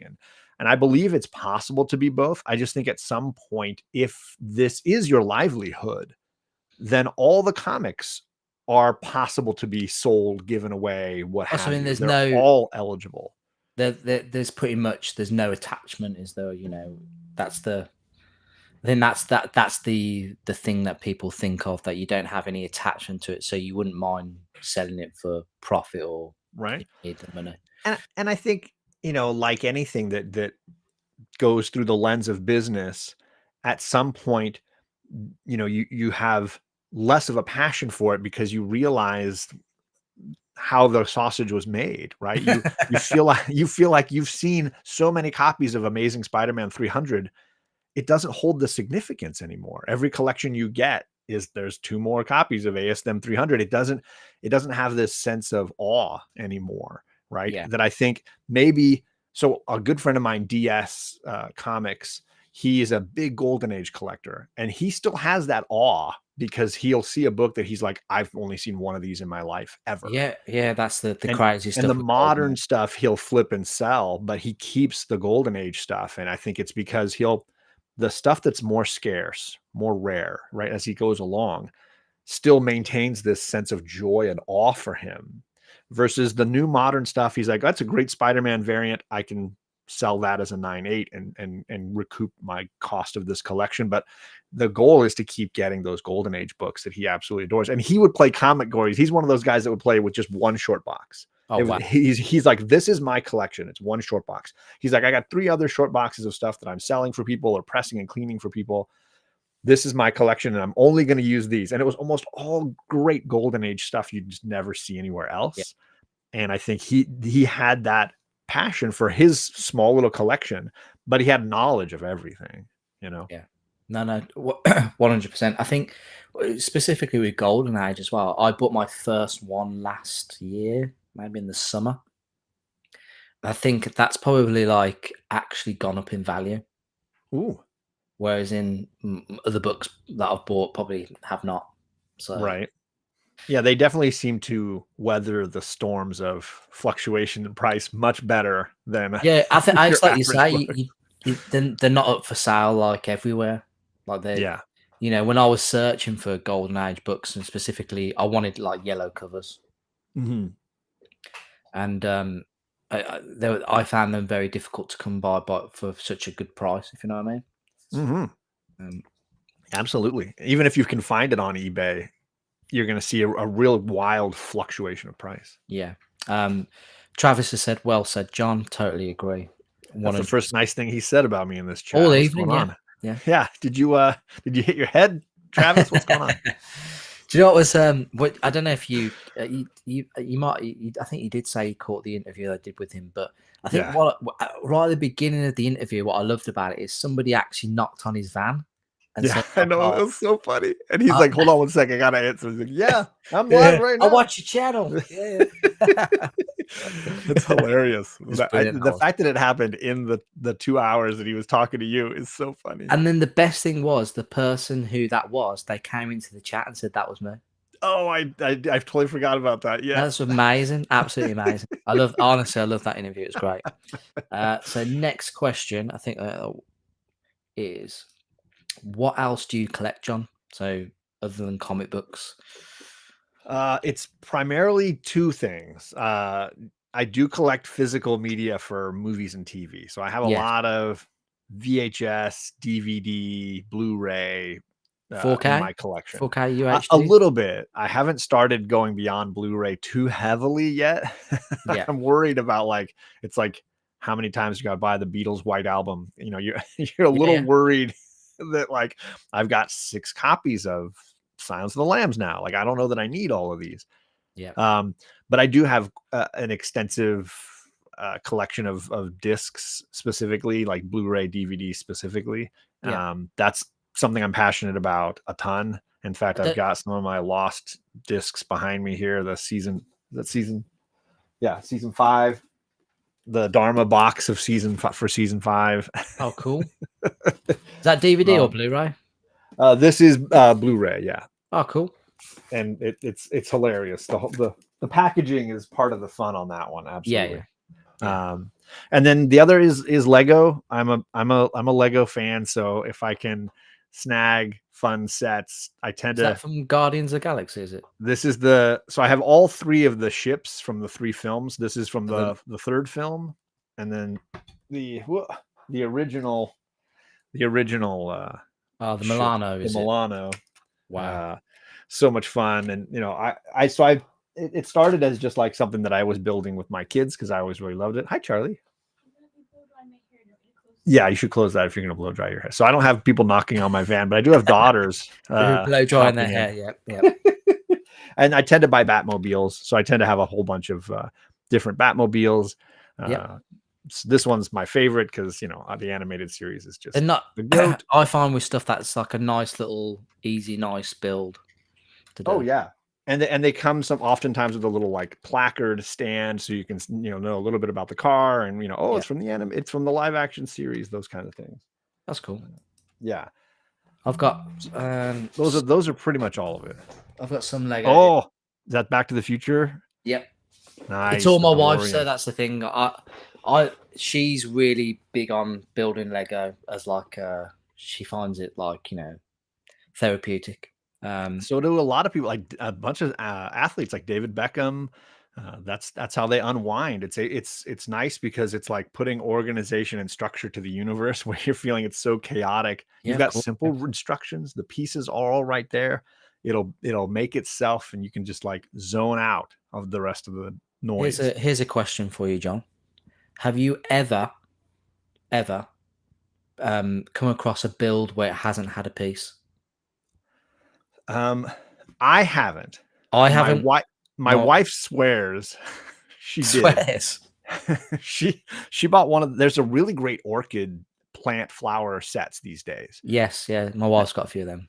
And my wife made one for her work desk. She was like, I want a plant on my desk. It's not going to, make a mess or anything. And so she bought this one, and she was making it in bed while we were watching television. She was building this thing, and she swears it doesn't have one of the pieces. I swear she's going to turn the covers one day and find the piece. Like it just fell out somewhere and landed on the ground, but she swears. And so thankfully I've got so much Lego organized by color in bins all around the room here. Yeah. We were able to pull out the green box, sort through it, and pull out a piece that matched close enough and use it. But she swears it was missing a piece. So what was really funny, because we're selling our house at the moment, we Mm. have like the roses set like on a window piece. It's Nice. on a windowsill. And we think that somebody knocked it over when they were viewing the house. And so like it knocked it and Oh, like it fell apart. And they must have been like, oh my God, what, like, mortified. yeah, yeah. So because we came home and it was like there was a few like on the pieces on the floor, and I'm just like, oh. Do you think you have all the pieces back, or Yeah, you? yeah, they were all there. Okay, It's just okay. my wife's saying she's never known a missing piece. And I've done a bunch of like Lego build live streams with people like No Good Comics, and he is notorious for being that guy who's like, it's missing a piece, it's missing It's a piece, and then I see. 2 seconds later, it's like, oh, it's on the floor, it's right here. Let Yeah, me go grab it. I always say that. I'm like, oh, where's this? I miss it's completely, and you're like, you just look again, and you're like, oh, there it is. It's definitely there. It's the most human thing. You instantly blame Lego, right? Like Yeah, blame those guys. Oh, it's those guys. They screwed up again. yeah. It's a fantastic hobby. They just it's become so expensive. Like how much, Yeah. I just especially. bought I bought 2 big sets last year that I claim will be the last big sets I ever buy. The X-Men Mansion, of course, I Oh yeah, had to buy that. that looks amazing. It is, and it's in a box, and I'm scared to open it, but it's Yeah, there. And then I bought the third Guardians of the Galaxy ship, which is a variation on the Milano, right? Because each ship is kind of blown up in each of the yeah, movies. Spoiler alert: the ships don't survive. yeah. Exactly. Yeah. So So I've got all 3 Guardians ships, but the third Guardians ship is really big. It's way bigger than the other way 2. bigger than Milano. Wow. Yeah. I bought my wife Gemma a the Jaws boat. Ooh, it's So the that's Orca, right? literally Isn't that what it's called? yeah, that's literally just there. Oh, She's not that'll built be it. fun. She's not built it yet because of the house move and stuff that we can't. Sure. No, better And to keep it in the box. Mike Cecilia, who's watching, has bought Gemma some Lego as well, and she's still not able to build that because we can't put it anywhere because Yeah. it's easier to transport to the new house and then build it there. I think, but My just youngest has had several sets that she loves. She's got the house from Up that she oh hasn't yeah, built yet with all the balloons. And then I think that. I think it was, oh, there it is. And Yeah. a couple of years ago, she did the Aston Martin from James Bond. She got Oh, that. cool. She's a big old movie fan, so she loves the old James Bond. And she saw that one was for sale and was like, "Oh, can I get that for Christmas?" And that was absolutely top of her list. Oh, cool. That's amazing. My wife says she finds the pricing really random. Some sets are crazy expensive, others seem quite reasonable for the size. Yeah. It's true. It's true. And the X-Men Mansion set, as much as I was happy to get it, it felt overpriced for the functionality that we got. I don't know that it's going to be one of my favorites, but I couldn't skip it. Yeah, As of an course. Yeah. X-Men nerd, I couldn't skip it. Yeah. Cool. So I can see some like original art in the background. Is that something you collect as well? Or is that just pieces that commissions and stuff you've got done? It's been a bit of both. It started off as something that felt like I couldn't afford original art. And then there was a Yeah. great YouTuber who I believe has just stopped making YouTube. He went by the name of I Love Signed Comics. And I won this piece right here, which if I tilt up, you can see it. It's Jean Grey as the Phoenix. Yep. My wife calls it the booty Phoenix because The booty. she's got, it seems to highlight her rear end pretty well. Nice. But I won that. He was giving away art on his streams. He would always give away a signed comic or something like this. And Bueller probably remembers I Love Signed Comics. And I was just in one of his chats, and he would randomize the names in the chat, and I won it. And I was like, wow, this is incredible. And then when Justin and I, No Good Comics, and I started giving away original art or commissioned pieces from artists in the community on our X-Men show every year, we met a couple of great artists like Nicholas Lane, and I liked his work so much that I commissioned the Storm piece from him, a Catwoman, and a Poison Ivy. And so he did all 3 of these. Oh wow.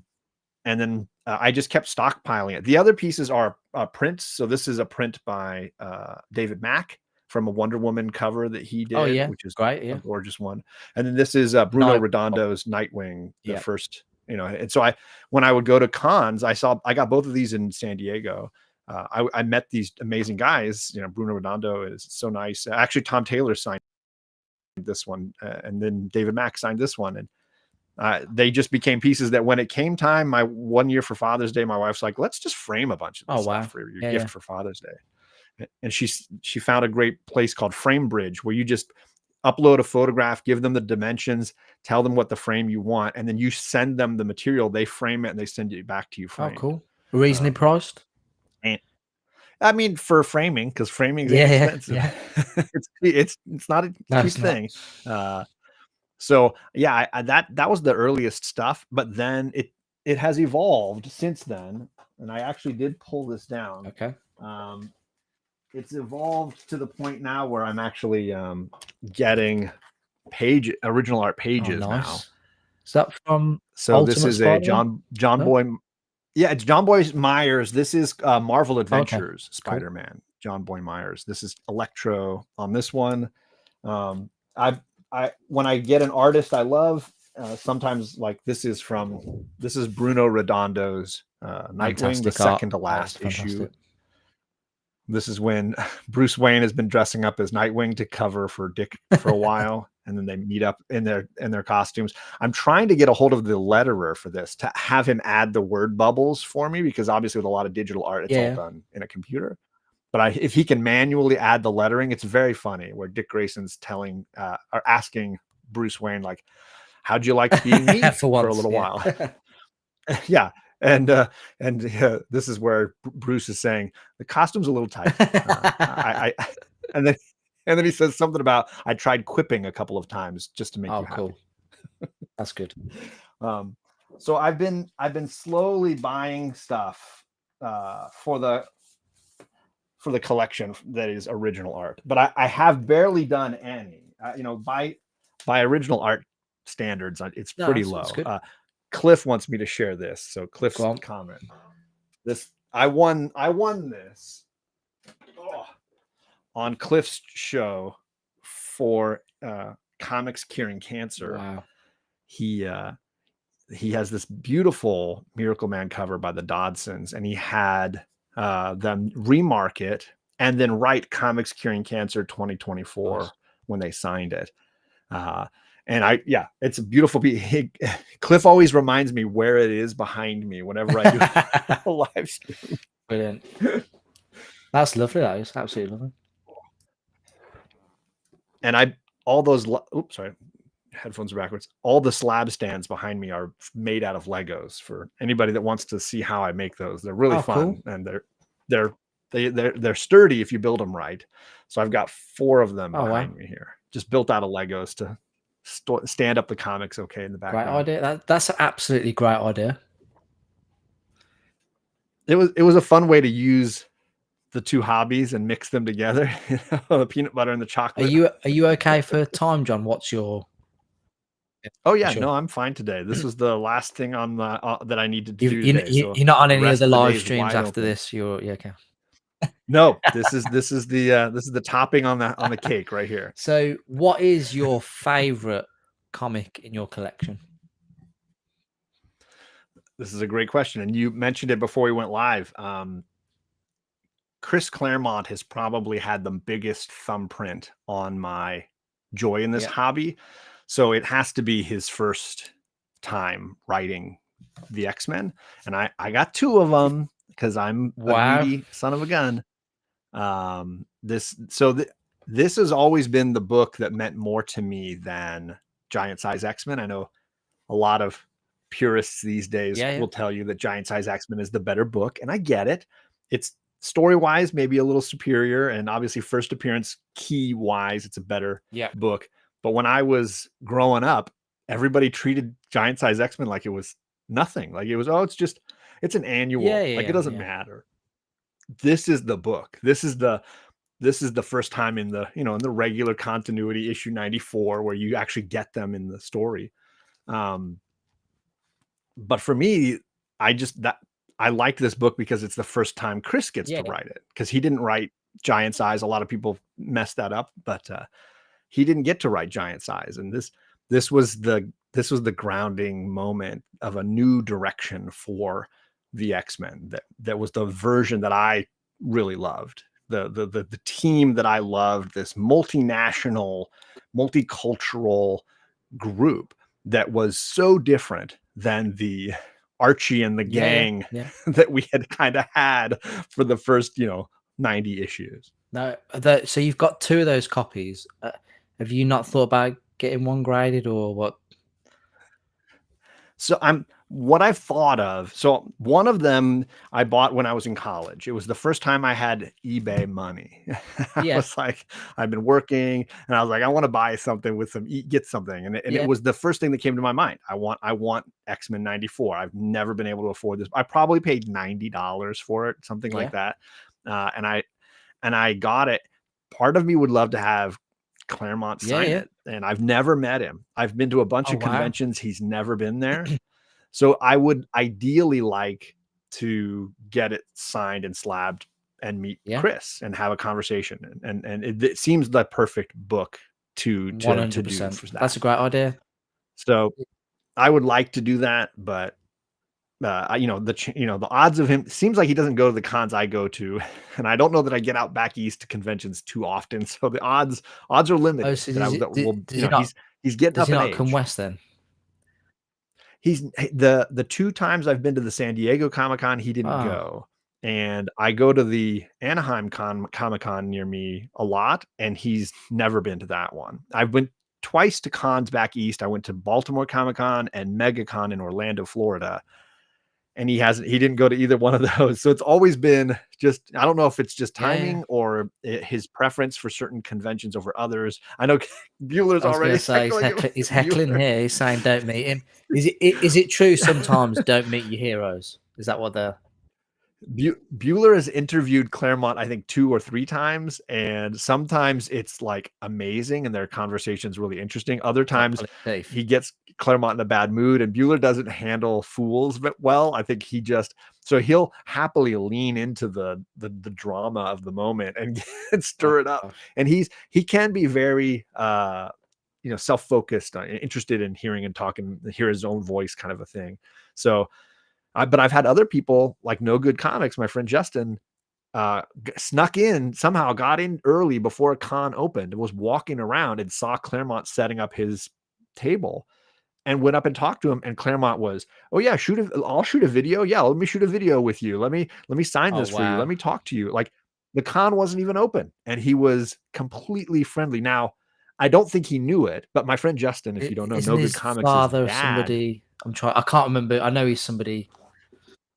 Yeah, Greg LaRocque, the comic book artist who did a ton of like The Yeah. Flash and like worked on Marvel Team Up. Towards the end, he almost did all the last few issues of Marvel Team Up. Really talented artist, but I don't think Claremont knew who Justin Oh was wow. and that he had a family. But he may have just known that he was there before the con opened, so he might be a dealer. Maybe he Yeah, was yeah, yeah. friendly in that Yeah. regard, but they had a great conversation and that's why we've had those little clips of Claremont at the beginning of Yeah, our of course, X-Men yeah. show together. He was able to get in there and have these conversations. So it's about when you catch the person. People are like that. I met Mike Zeck, who is one of my favorite artists. Like I Would. love Mike Zeck. I'm obsessed with Mike Zeck's work. Well, he would have been doing the The comics that you Last got Hunt. when when you first started. I mean, you know, Yeah. this guy, Well, and uh, I tried to get him to do an interview with me, and I just got him at the bad time, and he was like, "No, I don't do interviews." He just like walked away from me, which is fine. Uh, but at the same time, I recognize, like, you know, it's they're just people. They're trying to get yeah, through of their course, day. yeah. They're trying to, you know, they're trying to make enough money to cover the expenses of this con and you know whatever. And so yeah, but yeah, Bueller. I know Bueller's had some rocky Yeah. conversations with Chris Claremont. Brian LCS has said Heroes Con is in June. John, make it happen. Where is Heroes Con? It's in Atlanta, so in sort of like central East Coast Okay. of the United States. And I've been trying to find a way to get to Heroes. It's not going to be this year, Brian. It's just the flight, the hotel, all that kind of stuff. It's got to be in the budget for the year. And I what I had maybe potentially in that budget is now being used to go and see freaking Bueller again. I'm going up to Portland. Portland in April because our Gem. She's friend got a Jennifer, memorial type who thing, is it? look at you, yeah, you're on it. So in April, her LCS is using one day to kind of like Yeah, celebrate what a Jennifer and fantastic idea. It's lovely that is.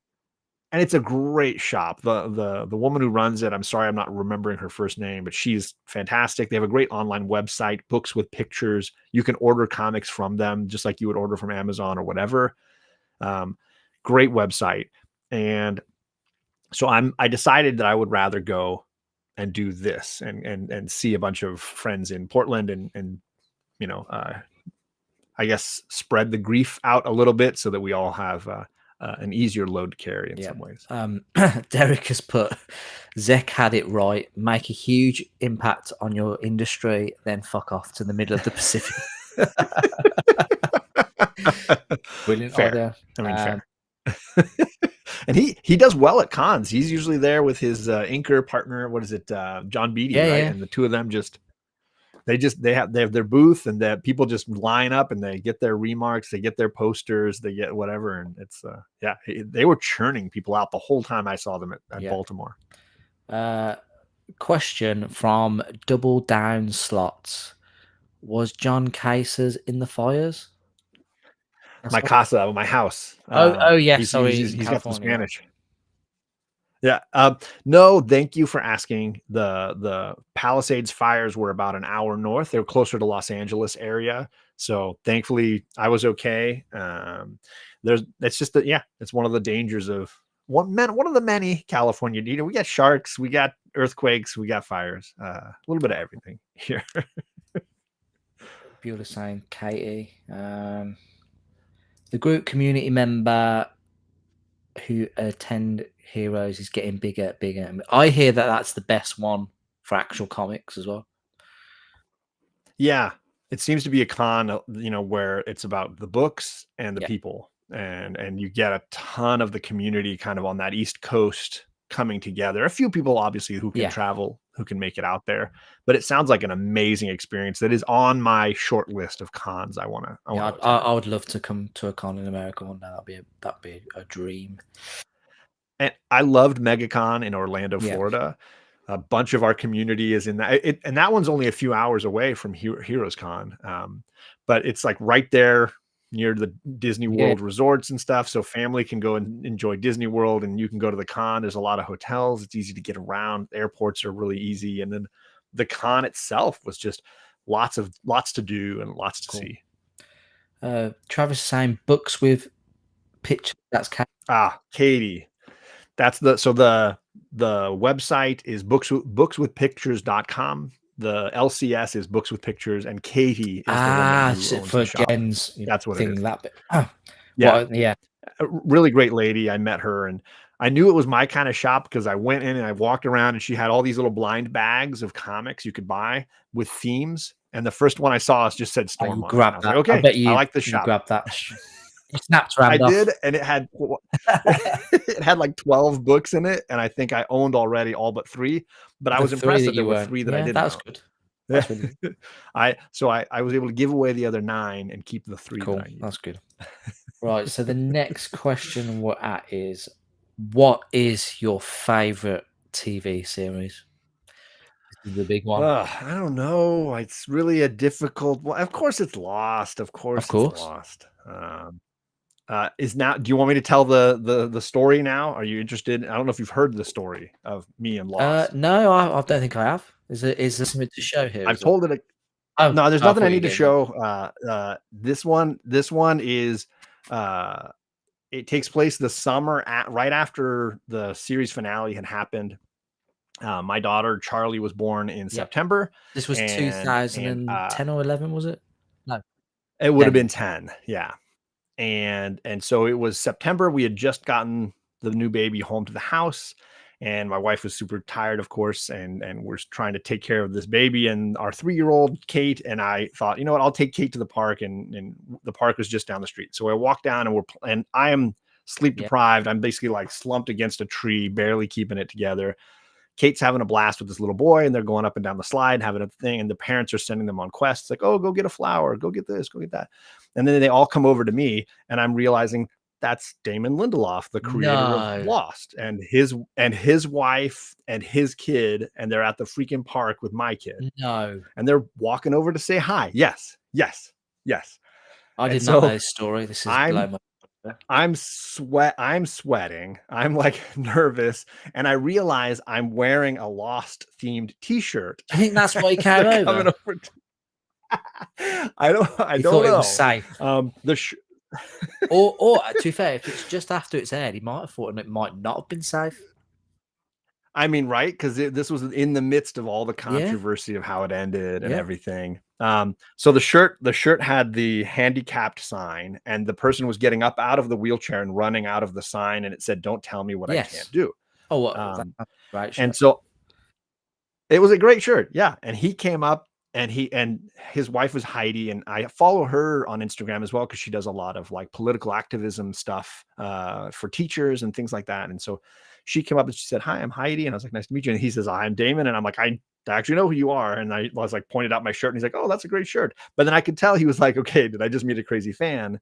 So he went, and his son Van was basically the same age as my oldest Kate, and they went and they were playing, and I spent like an hour talking with his wife about Oh, education and wow. about the area. They were on vacation. They had come down, now that his show was done, he finally had like an extended break. He had nothing on the horizon, and that we just chatted, and she was charming and a lot of fun. And then I went home, and then of course we went to that park every day for To the next try and month, bump but they were into him. never there. I thought you were gonna Well, say he walked over no. to you and he went, "I wrote that line."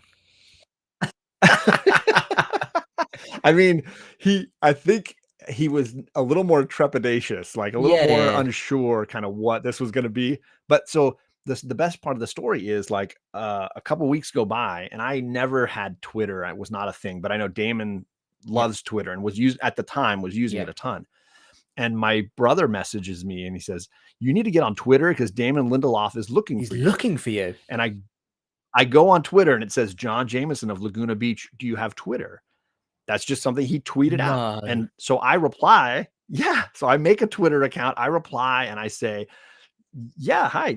Is everything okay? What's going on?" He's like, "Hey, I want to send you a boxed set of Lost. What's your Wow. address?" And that's what Did he this sign is. it? This is the empty box. He did Okay. not sign it. I think he staffed it Okay. out probably. Um, but I don't know if you've seen it. It's the like Yeah, temple. yeah. It's this crazy and like the lid comes off and there's like a map of the island on the Oh, that's inside, crazy, and man. That's awesome. it's a Oh, phenomenal I'm making big for this because set. So I can, yeah. Ooh. The seasons are all kept like in their little wow. folios here, in the little Blu-ray folios, Oh, but that's Blu-ray as the well, is it? box Wow. yeah, yeah. The box includes like a little ankh. Cool. It's got a Dharma Initiative black light because you can shine it on different things in the box and you'll Hidden see message. like hidden Oh, that's so messages and cool. things. And then it includes the little board game that the Man in Black and Jacob play with the little black and white pieces. So it's got the little like rocks that are black Mike and white. Cecilia says that he has that bad boy in the black light secrets and stuff. Yeah. It's so cool. And so yeah, that's kind of how the story ended. Was he messaged me. He said, "Do you want a Blu-ray? Do you want what do you want?" And I said, "Oh, I'd love a Blu-ray set." And then he staffed it out and had it sent to me, That's and an incredible it was story. crazy. That's honestly, that's amazing. So I was worried you'd already heard because I tend to tell the story every Yeah, so no. often. No. But that is easily the best. Bueller, you're so full of crap. He's like, "I've never heard that story. You're so full of it, Bueller. I know you've heard that story at least twice that I've told it with you around." He's such a heckler, man. But it's easily the best like meeting a celebrity experience I've ever had. It was Yeah. phenomenal. Uh, And his wife is incredibly knowledgeable about politics and education. And yeah, she was really, really cool. did you so it was around the time of obviously the series finale. What was Yeah, your initial take to the season finale? Because the series finale, because I remember myself, I might put myself back on the screen. Hold on a second. I remember myself. What I watched it in time when you guys were watching it because you guys always got it before us. So I watched it like sure. 4 or 5 in the morning. before I had work. And I just Oh man. remember like going to work in just a pile. I was a mess, absolute pile Yeah, of mess. right? And then I was watching it at the time, with a good friend of mine, Rob, who I'd organised to go and watch it at his that evening as well. So then I had like the whole day to digest it and then watch it again. And then So, but what are your thoughts on the finale? I definitely have things that I are gripes, the things that I don't love about it, but I would say like they're petty. They're not significant. I don't think it's possible to do what they did in the scale at which they Yeah, did it and not have flaws. You know, it's not like streaming shows today. I was having this conversation this morning about the differences between something like Sopranos or something like X-Files, and it's not a fair comparison to have a show that can have all the nudity, language, and violence, no commercial breaks. The show can be an hour, the show could be 40 yeah, minutes. There's no rules about the length, right? And they can only do 10 episodes in a season with the same budget that another show would need to stretch to fill 24 yeah, episodes. It's just not a fair comparison. And you look at certain seasons of Lost, they had like 26 yeah. hours that they had to make in a season. And Amazing the challenges. storytelling, what I will say, uh, there probably were like a couple filler episodes, but like when I don't know if you've watched like The Walking Dead or anything like that. Like for me, Sure. like there were like loads of filler episodes where you didn't care about the characters. You go from like Right. the main story to a completely different story the next episode. But with Lost, it was like a continuous the character development and the storytelling for me. I don't Yeah. think really that we've seen much better. And like filming on location, hardly using any CGI. It was great. The fact that they could turn Hawaii into Baghdad or Tunisia or Los Angeles or New Yeah, York and make it yeah, work. You know, I mean, certainly my wife and I have been to Hawaii a few times, could always be like, oh, there's another palm tree and that's yeah. volcanic Of rock in course, the yeah, background. But like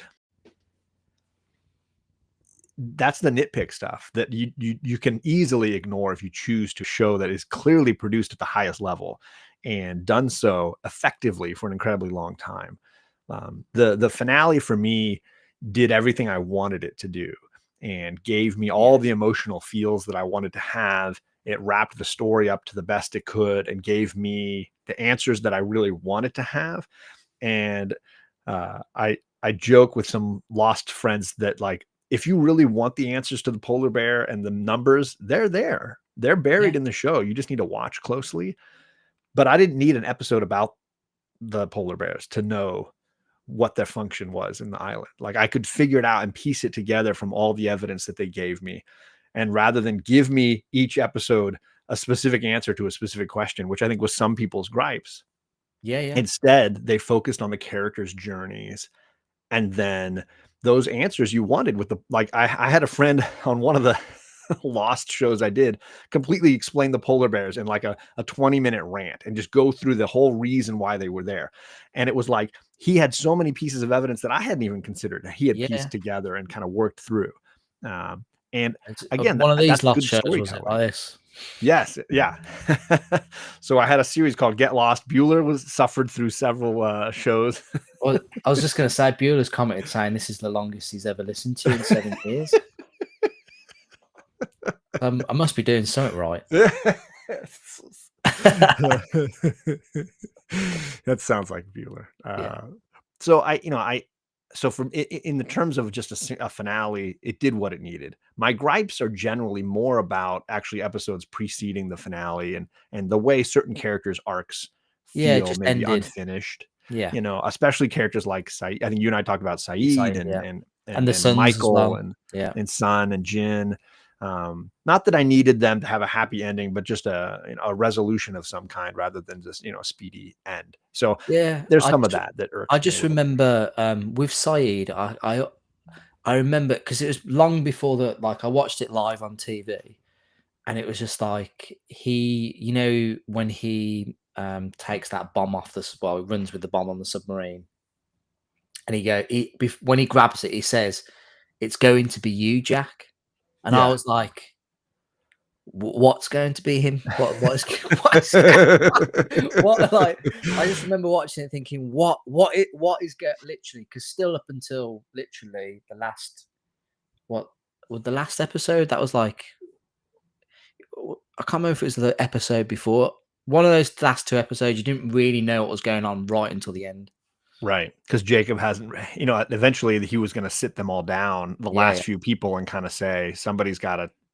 This has all been about narrowing the list down to the person who replaces me, kind yeah. of thing. Those numbers that have been frequently used in the series, those are the numbers of the candidates that are left on that in the Yeah, lighthouse. in the lighthouse wheel where he's able to look in on all of them, Yeah, and that's why those numbers are so important. That's why they're repeating on a loop for Hurley to learn later on. That's why yeah, they're printed onto the door for the hatch and all these kinds of things. There's a relationship between those numbers and the island that is part of Jacob's plan of pulling those candidates down to the island.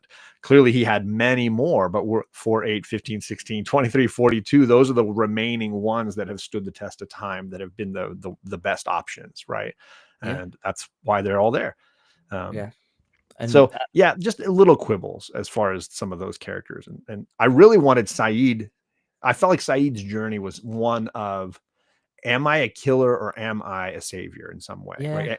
What am, and I feel like they when, never when answered it for him, well, yeah, you they know? kind of like when he got brought back to life in the temple and stuff, that Yeah. like they like that whole role reverse of he just felt dead inside, and he was basically a puppet for The the Man Man in in Black. Black, and it Yeah. was just like I yeah, wanted him to betray the Man in Black in a way where he didn't kill people, yeah, that he saved somebody. And yeah, that I wanted him to save Desmond ultimately and be the one yeah. to be set deciding for himself, as much as I feel dead It inside because was of what I've wasn't it gone through. Rose and Bernard who saved him? Yeah. Yeah, Yeah. Which was fine. For me, I just wanted a moment where where Saeed was given the opportunity to choose for himself to kill or to save somebody. And he obviously sacrifices himself. yeah, And maybe you could yeah. argue That's that that's that moment for him, but I wanted it earlier. I wanted it to feel, rather than him constantly becoming an instrument of death. I wanted more for him, and I sympathized with his plight and his journey yeah, a lot. I liked his episodes tended to be a bunch of my favorites. yeah, yeah. I'm so I obviously called my son Jack on the basis of Jack was my favorite character because I think your I'm wife very commented in the chat. Wait, what? He's named after life. so Gemma will say the same thing, Gemma, like, Jack's boring, he's too straight laced, he thinks he's so self-important and all that. But I think I resonated him because I'm such a sucker for, you've got to do the right thing. People Mm, can be flawed and make mistakes, but it's all about giving like a second chance and stuff like that. sure. I resonate a lot with Jack because that's me. But who was your favorite character? Because I know there's some heavy hitters like Locke, Hurley.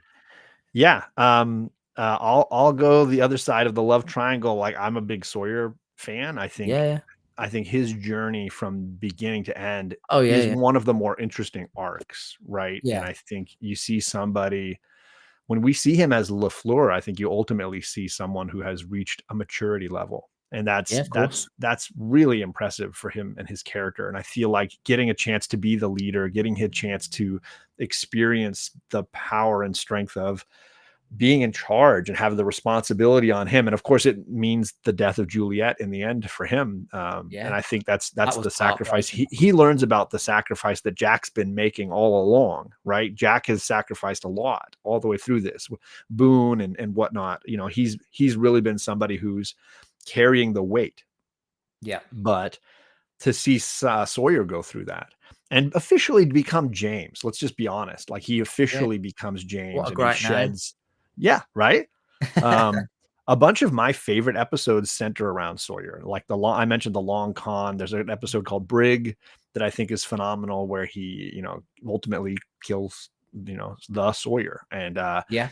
I think there are some of those moments that are so beautiful, and I think he is generally my favorite character and is at the center of the stuff that I like the most. He's not a terribly likable guy, certainly for the first Oh yeah, couple well, of when seasons. he steals all the stuff because he just wants to be hated, and he Yeah, wants. Yeah, that was yeah. I what for me, what I liked about it in the end was when Jack was like, "We've got to go back to the island." He he did like a turn into in once John Locke had died, got murdered by Ben. He became like he was always about science, wasn't he? But then it was all right. about faith for him in that final season, and I really enjoyed that turn because he had basically become the John Locke of the group because he was just leaving everything to chance because he's like let Hurley do that. I trust Hurley because he was always taking control of everything, but he was Right. just letting go in the end and seeing how it played out. And then I think, he goes through the same journey Locke does, but maybe faster, where Yeah, he comes to the conclusion that there's a balancing act here. And when he swings too far towards the faith side and he gets into the 70s in the Dharma initiative, he's kind of yeah, like, I don't really care. I'm not going to save Ben. I'm not going to help anybody. He's so laissez-faire about everything all of a sudden yeah, that he causes a lot of that. And then he wants to set the bomb off, and he's trying now, he's the pendulum for Jack swings so yeah, yeah, dramatically. yeah, And I think what he ends up having to find is a steady medium. And it takes him a while to get there because he's such a man of action. He does not have patience. He does not have a status quo where he can just rest on his laurels. yeah. And I think that's why he's not ultimately the best choice to run he's a as they would say in The Godfather, he's a wartime consigliere. He's great in In wartime, wartime, yeah, but in but they need peacetime, it's not. in peacetime you need Hurley. That's Yeah. why Hurley's the best choice, and why Ben fits better as a sidekick to Hurley than he does as a leader on his own, So you know? I had this conversation the other day. I think we might have been someone at work, but I don't know necessarily if I would have picked Ben as my number two, just because I don't think I'd be able to sleep at night with At one that eye point open, maybe. Even though he's I a think great character. oh, I love Ben. Yeah, Yeah, and that actor, Michael Emerson's so talented. yeah, Um, uh, I think at that point he's neutered. They've yeah, yeah, he's a wild dog who they finally neuter, and he actually can become the real the version of Ben we see is so built on, like a lot of the characters, his trauma, right? His mom, his dad, yeah, yeah, the Dharma yeah, initiative, the others, the things that happen because Saeed shoots him and the others heal him. He's gone through so much of this trauma that's informing his decisions, as opposed to the situation and the choices he has informing his decisions. And when he gets to a place of peace where there's not this us versus them battling going on, the island doesn't need to be saved, right? yeah, That instead he can be a resource, a value, bring value to. I think that's when ultimately he finally settles into his position, which is why at the end he doesn't want to go in the church. He's full of this regret, right? He's yeah, of full course, of yeah, this burden of, I blew it. I had a chance to do the right thing, and I'm shooting John Locke over here, and I'm yeah, kidnapping babies over here. I'm yeah, so built on trauma that I can't possibly be the leader that the people need. yeah, yeah. I was always shocked that they didn't the whole John Locke reveal when he came back to the island and he was alive again. I thought it was going to be Ben who revealed that that's not John Locke That's not because John Locke. you know, or something, after speaking to him and like he wouldn't have the memory of Ben killing him. Mm, But I thought that would have been an interesting take, but they didn't.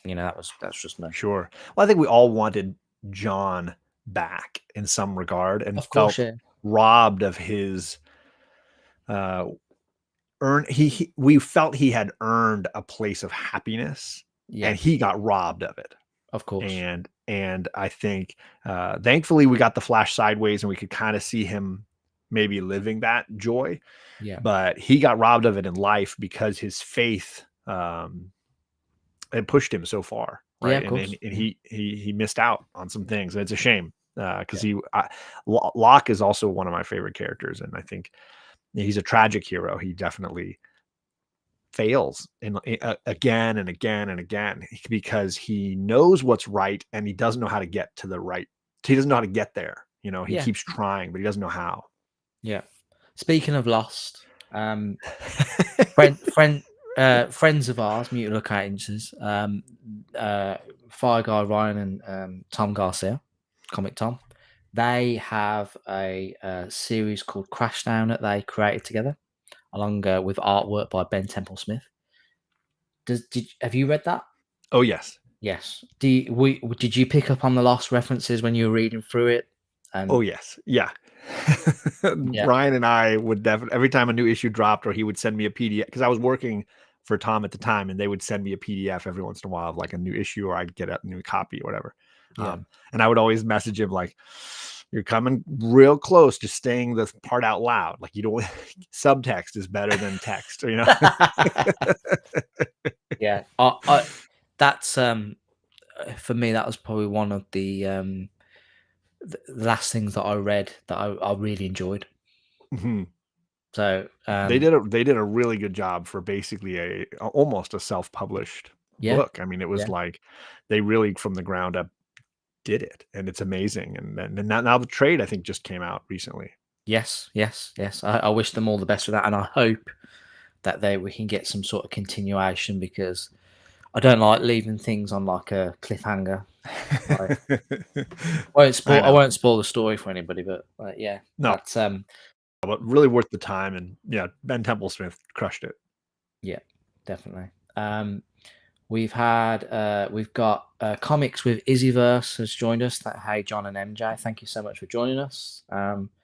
We've got a few people talking about. Derek has asked. We've got Old Wolf 65 in the house. Thank you so much for joining us. JP Budget Collecting. Thank you so much for joining us as well. What's up, JP? Derek has asked question: Laguna Beach. Are you Team Heidi or Team Lauren? So let me guess. So I only know this because my wife watched. Is it something? Is that The Hills or something? That was the spin-off, yes. But you're not wrong. What was the program? The original show was called Laguna Beach, The Real OC. Oh, okay. And then when these ladies got kind of famous and they graduated high school and moved into LA area, the show became The Hills, and it focused on them living in the hills of Los Angeles and like Beverly Hills area, and their attempts to start like fashion branding and stuff like that. It was like the next phase. But the original show, they were in high school, and the show was called Laguna Beach, The Real OC. And it was basically a reality show looking at the area where I live and grew up, Laguna Beach, from the perspective of like the hot TV show at the time was The OC, which was like a new Beverly Hills 90210 kind of a show with Ryan and Melissa and all that. It was a great show. Yeah, loved it. Yeah, so this was like the reality show version of that, and I was a few years older than those ladies, so I had already graduated. I was in college by the time the show came along, but it was funny to go around my hometown where my parents lived and stuff and see film crews following people around town. And there was a second or third season of that show where one of the kids lived on my dad's block and would shoot basketball hoops right out front of my dad's house. Like my dad's house would be in the shots in the background. I will say, I guess I'm a Team Lauren because I know her family a little better, and I do like her family a little better. But I'm not a fan of that whole generation. I was in the cooler generation. Trust me, you don't know. You don't. In fact, my wife's graduating class had Taylor from the Foo Fighters, who passed away not too long ago. The drummer for the Foo Fighters, Taylor Hockner. And he graduated with my wife from high school, and he would be drumming up the block every day after school. She'd be walk by his house, and Taylor's in there. He's pounding away. Wow, that's pretty. Yeah. So those were the cooler generations. She also had a gold medal volleyball player in her class. So like they were all the cool ones were up in the older grades. They were dragging the bottom of the barrel when they got to Lauren and Heidi. That's just shots fired. Mike Cecilia said that Vincent, the island's best boy, at the end makes it 11 out of 10. What a great final shot for the series that was with how it begun. Yeah. Fantastic. Yeah. Yeah, bro. That I was literally like when Vincent just laid down next to him, I was just like, oh man, It's that premiere in reverse in a fun yeah, kind of way. And instead of the boy losing his dog, it's the dog losing his boy, which, hits in a similar yeah. kind of way. Um, And I saw my friend Ariel Red in the chat. That's Sarah, and Sarah Rodriguez Hi is an Sarah, awesome thank you for joining community us. member. And she lost her husband, who was a big Lego and comic book nerd like me, and just an awesome dude. And she and I still in a Lego chat where we're sending each other builds and Oh, things. And that's awesome that's good. community member. Are you watching Severance? I am, but I haven't started the new season What? yet. I've seen the first season. Too many shows. I'm catching up on too many shows. I'm like behind on a lot. And then of course rewatching Yeah, Lost always. Severance is like my current thing that I'm obsessed with. Hmm. It definitely Um, carried on. yeah, I mean, we loved season 1. My wife Yeah, loved it.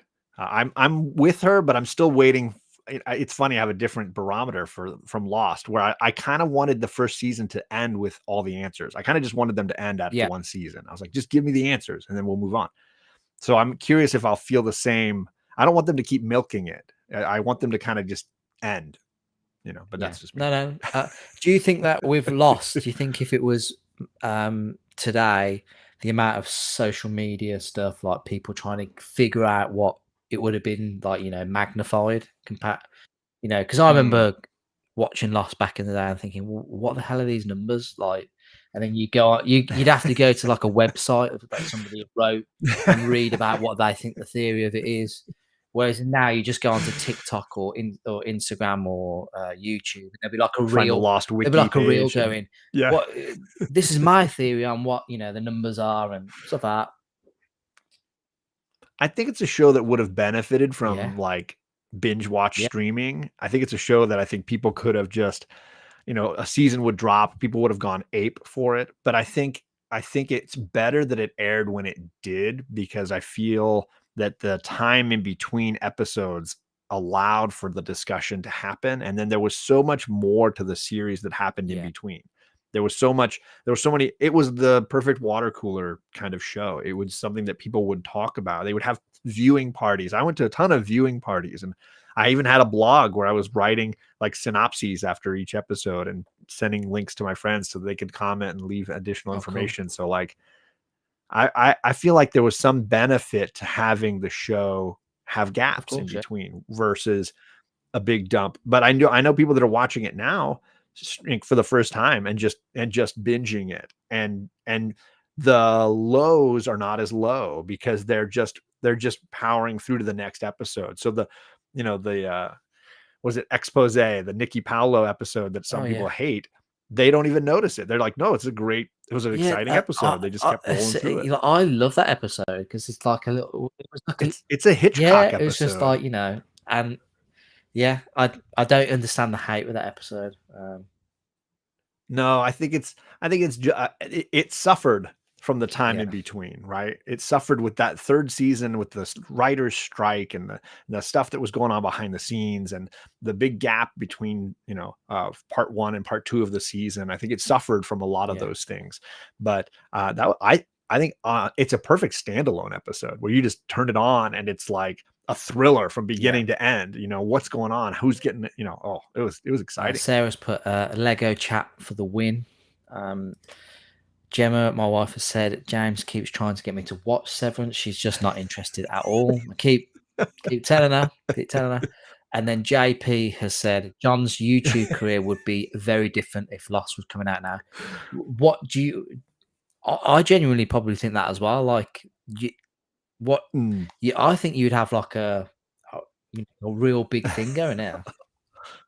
I mean, I'm lucky that I didn't fall off the deep end to the same degree for stuff like Shrinking or Ted Lasso. Because I mean, as much as I did create content around those things, I wasn't doing like episode Yeah, by yeah, episode yeah, recaps and breakdowns. I think I would more than likely for a show yeah, like Lost.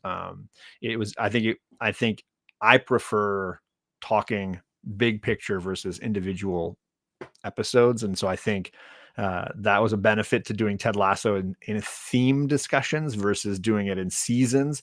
And I think with something like Lost, you almost feel like you'd have to go episode by episode and do these little live recaps. Were you happy with the way that Ted Lasso ended? I think it ended the only way it could have. I felt that it had to end with Ted going home. It had to end with he and Rebecca parting as friends. Anybody who wanted them to hook up, I think, missed the point. And I think they even poked fun at those people by having them like sleep over and Beard comes down in the morning. And it's like, what happened last night? I think they had a little, they took the piss a little bit on that joke there. And I think it was clearly two people going through divorce, helping each other heal and being friends and colleagues. And that was what they gave each other, was grace in the face of tragedy or stress or, horrible situation. And I love their relationship. And I would, if they had hooked up, I think it would have been a tragedy for that show. And it worked so much better the way they handled it. And yeah, he needed to go home. This was not his forever job. This was a way for him to gain perspective, space, and grieve. And it allowed him that. But the other characters were all forever changed by the experience. And that I can see everybody's talking season four. It's not going to include Ted. Or if it does, he'll be a cameo, whatever. It's going to be a show about the team, right? The women's team, the men's team, the management, the new direction that they're going in. It probably won't even be called Ted Lasso, it might can't just be called Ted Lasso, really, can it? It's got right. So I'm fine if they spin it off into a new series and that, they're just naming it after the team now or something like that. But these 3 seasons, that's Ted's journey, and other characters are impacted by it, like Rebecca, who is ultimately the beginning and the end of the show. Like the first shots of the show are Rebecca, right? And I think it's their dueling perspectives on 2 very different marriages, one based in love, one based in convenience, maybe, and they're both failing, right? Both of them starting from different places, both failing, and then both trying to heal out of that. And I think that's beautiful and amazing, and what a powerful. I think it's like concept. You said, it can't be called Ted Lasso. It's almost got to be called like Richmond FC or something like that. Just if it's going to be like an ensemble thing, it can't. I think that's probably the best way to move forward with it. I think. Totally. And I'd be happy to. I mean, I'm going to be first there to stream it and be ready to watch it from the jump. I'll be set to hear every curse word from Roy, and I'm in.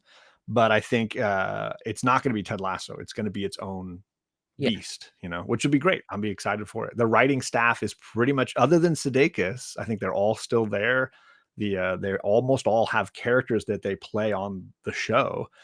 So Coach Beard is a writer on the show, and obviously Brett Goldstein is a writer on the show, and so a lot of them would stay, and it would just be losing Sudeikis, who is obviously incredibly important, but he would probably be showing up for cameos here and there. Okay, then. So, what is your favorite YouTube channels to watch? If you have any ones that once you get a notification to say they've dropped a video, like, oh, I've got to stop what I'm doing, I've got to watch it. This is a great question, and my taste in YouTube has evolved kind of like my channel, to the point where I'm happy to subscribe to a lot of channels, but I filter what I've subscribed to with the notification bell, like you're saying. So very few channels earn the bell, and it's got to be ones where I'm catching them going live and I want to be in their chats. So if it's somebody that only produces edited content, they're not going to get the notification bell. I might still watch their content and catch things here and there, but I use the bell to know when people are live and whose chats I want to hang out in. And I'll test drive new channels and things, but the ones I want to be involved in, they got to have certain criteria. They got to go live. They got to talk about things that they're interested in, stories ideally that they're interested in, because I'm going to want to engage in those chats. And then I got to feel when I go into the chat that I'm welcome there, that I'm part of an engaged group. So as much as I love Gem, when I feel like I'm in his chats, I'm a speck on the wall. Like nobody would notice me in there, right? So JP is right there at the top, and I do really love JP's channel, and I give him a ton of praise. His edited content is incredibly valuable and informative, but his live streams are incredibly entertaining. I know he will absolutely decry that and claim that I'm shenanigans over here, but his whatever report every weekend, it's going to be on here probably in like 3 hours, is a great community hangout. He'll talk about what he's reading, what he's watching, what he's recommending. Everybody can interact with what he's discussing. And then the end of his live stream, is him basically saying, what do you guys want to talk about? And anybody can throw in suggestions and he'll roll with it and have a great conversation with the chat. And then he does consistently independent comic book reviews and discussions that are live. So he will review a series like Little Bird or I'm trying to think, East of West is the one that I was not on the panel, but I was always watching later because I was catching up with the chat, right? So this is an epic Jonathan Hickman series with so many trade paperbacks in it, Image series. And he would sit with a panel and read, and they'll do like a book report on that one trade paperback, and they'll go through the entire series. And I loved those indie reports. I know he's always like, well, they don't get a ton of views. I'm like, yeah, because I was catching them on the rewind. As I would finish a trade, I'd watch the show and hear what the panel had to say about that book.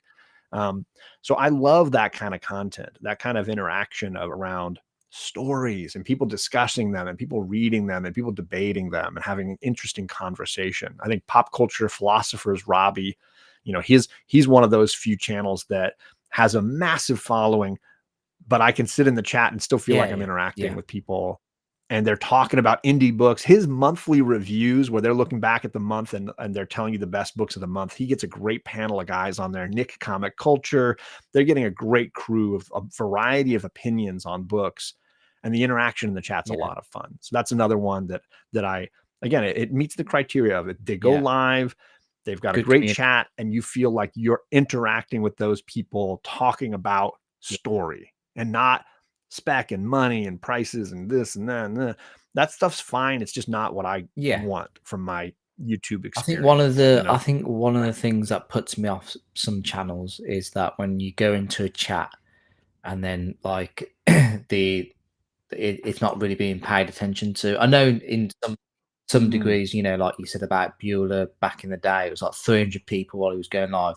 That's difficult for anybody to, He set up a different channel just so he could go live and not have to worry about the he even said to people, hey, if you like being in the chat for the live streams, here's I think it was like Van Life with Bueller. It was like a separate channel. And he would just go live on that side and do the edited content on the other side. And it made it so you could actually connect with him and have a chat with him. We got Brian from Beyond Wednesdays in the house. Thank you so much, Brian, for joining. And I forgot Legion of Comics. I mean, that's another great one. I think Mark does so many live streams in a week and always around his joy of stories, his books. He is somebody that highlights community, highlights people. He's not somebody that's in any way out there to be a hater. He's there to just be sharing some joy and some fun. And I go into his live streams, and even when I'm like, but I hated that book, he'll throw shade at me. I'll throw shade at him because I'm not a DC hater or a Marvel hater. I'm just someone that when I like something, I like it, and when I don't want it. So like the absolute, he's loving these absolute books from DC. I can't stand any of them. So I really I'm throwing shade. He's throwing it back. Brilliant. Yeah. JP has said that your check is in the mail, John, for that. Yes. But Bueller has asked, John, what's the best comic book YouTube show of all time? I feel like he's fishing for something now. He is. A buddy of his and mine, Sam's Tangled Web, who passed away. I think Bueller, has it been 3 years already? He used to do a show with Bueller a lot. They had the BS show, the Bueller Sam show. And they were just riffing on each other. It seemed like they were making fun of each other the whole time, but you could tell they were just having a good laugh and nobody taking anything too seriously. They even would do the Comics and Coffee sometimes together, the show with Bueller, and those were a whole lot of fun. And I desperately miss Sam. He was a really great community member, really awesome guy. Oh, cool. But okay, Bueller, fine, I'll There give you you go, a compliment. Bueller. You got it. You got it. And yes, Cliff, you're right. Absolute Batman is the pits. Double Down Slots has said that he likes Cliff on comics. He's hilarious. Definitely agree with that. Absolutely. But he doesn't like. And that's how I knew your wife was awesome. Because I heard that she was the one that was like, saw Cliff and had the same reaction I did, which is like, I need more of that in my life. No, it 100%. It's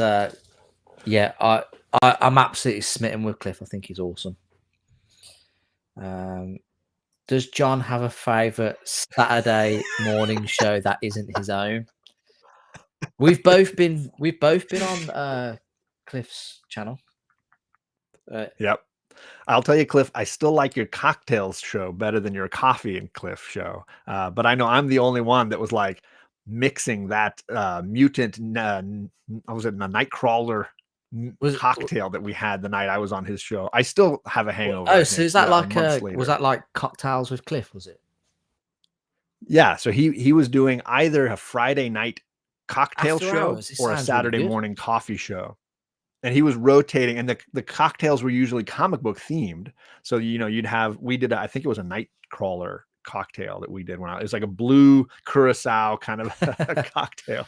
It was a lot of fun. And I think that, I mean, it may be the latent alcoholic in me, but I thought that was a very entertaining way to do comic discussion, to share a drink and have, a laugh with somebody. It was a very clever idea.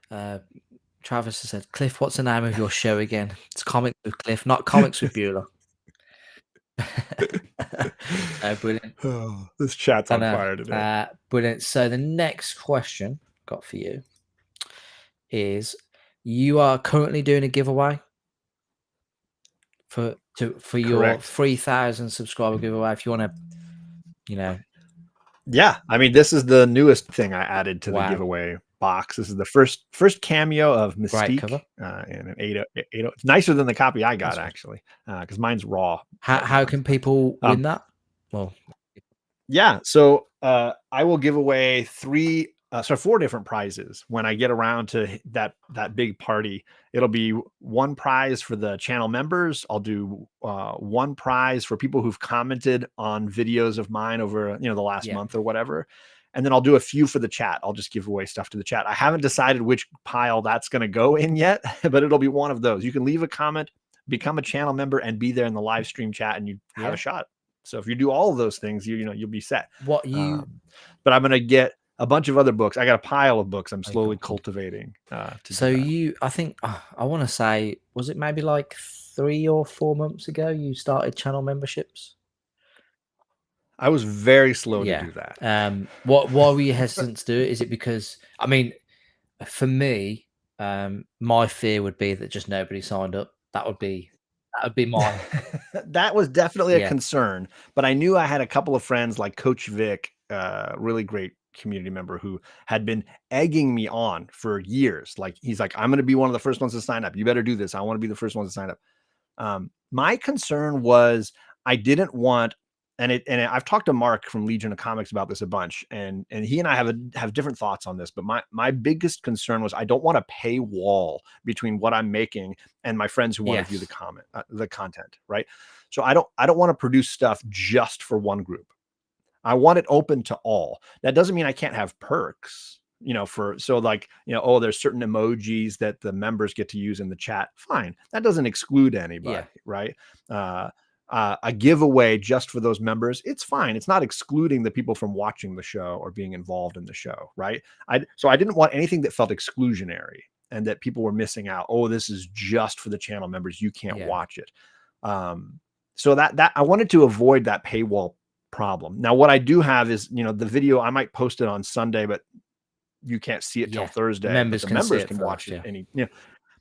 Early access is fine because it's not a paywall keeping people out. It's more just like a privilege, a perk. You pay for the right to see it. And so, exactly. I didn't even know if I would have enough to do a monthly giveaway box, so I didn't even include that as like a perk. I just was like, I don't know that I'm just trying to cover the cost of StreamYard at this point. Yes. so for me, it was like, okay, if I kept looking at the numbers, and if I got to a certain point where I was covering most of StreamYard, then I felt like it was okay to do a monthly giveaway as well, and that I could cover the cost of a couple of books and shipping once a month. So my concern was I just didn't want to make this too much of a business. I didn't want to make it too much of a, now I've got this like customer Yes. service Yeah. wall thing going on between me and my friends. Cause again, 90% of the people that I have in my chat or on the show are just Yeah. friends. Yeah. Like I don't want to like, eliminate people because it's now a business that I'm trying to run. Cause Yeah. it's not, I'm not trying to make a profit out of Yeah. this. No, I completely understand. So, you, what does the comic community like on YouTube mean for you? So you said they like a lot of the people watch you have become friends. I mean, I watched a show on Jig's Kingdom, the neighborhood show the other day. Mhm. He was talking Yeah. about uh you you can't really be friends on YouTube unless you meet in real life and stuff like that. So it's a bit of a big debate. But what are your thoughts on, Yeah. like, the comic book community and being friends with people in real life, or is this just a virtual space that we all share and just become acquaintances? I mean, that's it. That's a big question. I feel like for me, it's been this opportunity to have friends with common interests that I've In real never life? had any Yeah. time in my life. You know, the I think it was Reggie Collects who said something along the lines of this uh, social media thing extends the joy you have when you're in the comic book shop outside Yes. of that space. And I think that's what I clicked into, and I totally agreed with Reggie on that one. Is I'm now able to take those fun conversations. Oh, who would beat Superman or Batman? Who would win? You can have those conversations in the shop, or you can now extend it to this space or social media somewhere and have those same conversations go much further and have a broader, more enjoyable Yeah. interaction. So for me, I would disagree with Jigs, and he and I disagree a bunch. He's a great guy. That I don't think you need to meet in real life because some of us don't have that Yeah. means, right? But people like Las Cruces, James is in so many people's live streams and in so many people's comment sections and so many people's posts. And I would be shocked if there's many people that have met James, but I would be hard pressed to not count him among the friends that we've all Yeah. made in In this this space, yeah. community. So for me, it's this great chance to cultivate a group of friends that I've never been able to find in the real Yeah. world, No, in the I non-virtual think one of spaces. my argument points was that, some people in the community, on YouTube and stuff, probably talk to people on here or, outside of here on Instagram or whatever, more than they would do with their own family. So That's very how, true. how can you not say that you're not friends unless you meet in real life? But yeah, I mean, I'd love to meet up at some point. I'm not yeah, discluding that, right? So JP says he's just going to show up on my doorstep one day, and I'm down for that, JP. definitely. You should do that. Um, and In the middle of the night, it's been preferably. my That's yeah, if you want to make an yeah, entrance in the middle of the night, pound on the door, banging on the door. right? It's been my pleasure to go to places like Florida and Maryland and go to conventions where a bunch of my friends I've never met are finally be able to meet in person. But it's not a requirement. It's just a perk. It's a wonderful Yeah, wonderful perk. definitely. Bueller has said that John's comics with channel memberships pass. Joke. Clearly, he was joking because the 35 cents a month is good business. Yeah, you make a ton off of these Yeah. things. Mike, YouTube takes their sounds like big Mike bite. Cecilia is going to sign up as a channel member for you. I appreciate you, Michael. And That's awesome. my best friends in my life are two people I've met because of YouTube. Very blessed. That's wonderful.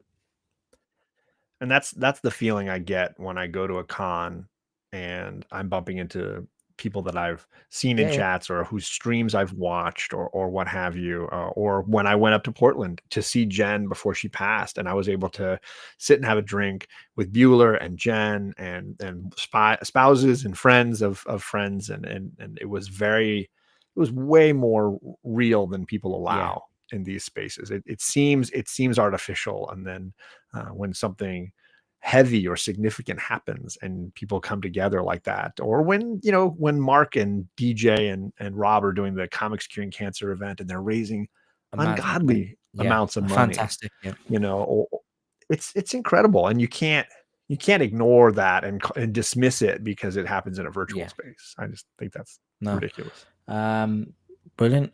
So my last question for you, John. You have been an absolutely fantastic guest. Thank you so much for. I'm going for your record. I don't know how long your longest you won't be show able is, to beat but the I'm record. trying To be push fair, that record belongs to Brian McClay from Beyond Wednesdays. It was like 3 hours 40 minutes, and it was like I'm sure I felt my soul leave my body, and I felt like I was watching me talking to Brian from like here. What's the term they use? Is astro projection, isn't it? There you go. I'm sure that's what happened, because it was probably like 2 o'clock in the morning, and I was like, I don't know what happened to me. I love it, like Doctor Strange. JP's budget collecting says that 2 a.m. is a good time to knock on the door. Okay. It reminds me of that old joke that I once heard, and it was basically a guy hears a knock at the door in the middle of the night, and some stranger knocks on the door, and he goes, "Excuse me, would you mind giving me a push?" And the guy's like, "No, fuck off. Like, it's the middle of the night. I don't know who you are. Just go away." And so 10 minutes later, the door goes again. Knock, knock, knock, knock. He answers the door. "Please, would you please give me a push?" "No. If you knock again, I'm calling the police." And then about 10 minutes later, door goes again. Knock, knock, knock, knock, knock, knock, knock. And his wife goes, "Oh, what are we going to do?" He goes, "You're going to call the police?" He goes, "No, I'm going to go outside and shoot him. It's trespassing." So he goes and gets his shotgun, goes downstairs, throws the door open. It's pitch black outside. And he goes, "Right, where the fuck are you?" And all he hears is, "I'm on your swing." So that's a terrible joke. That's a dad joke. That's great. I love it. Yeah. What's up? Donnie's in the chat. He's a guy I met in Baltimore. That Mastodon? Is it? Mastodon. Thank you so much for joining us. John's made the big time. Appreciate that. But my last question for you, John, is what advice would you give to someone starting a comic book YouTube channel today? So I specifically chose this question because I was recently tagged on a new channel that literally has just started up, and they tagged a bunch of people saying like, these are the channels that I watched and why I'm starting doing a YouTube channel. And that channel is, I will just show it. It is, am I going to show this now? Hold on. That channel is Up and Adam Comics. Literally has 6 subscribers and 2 videos.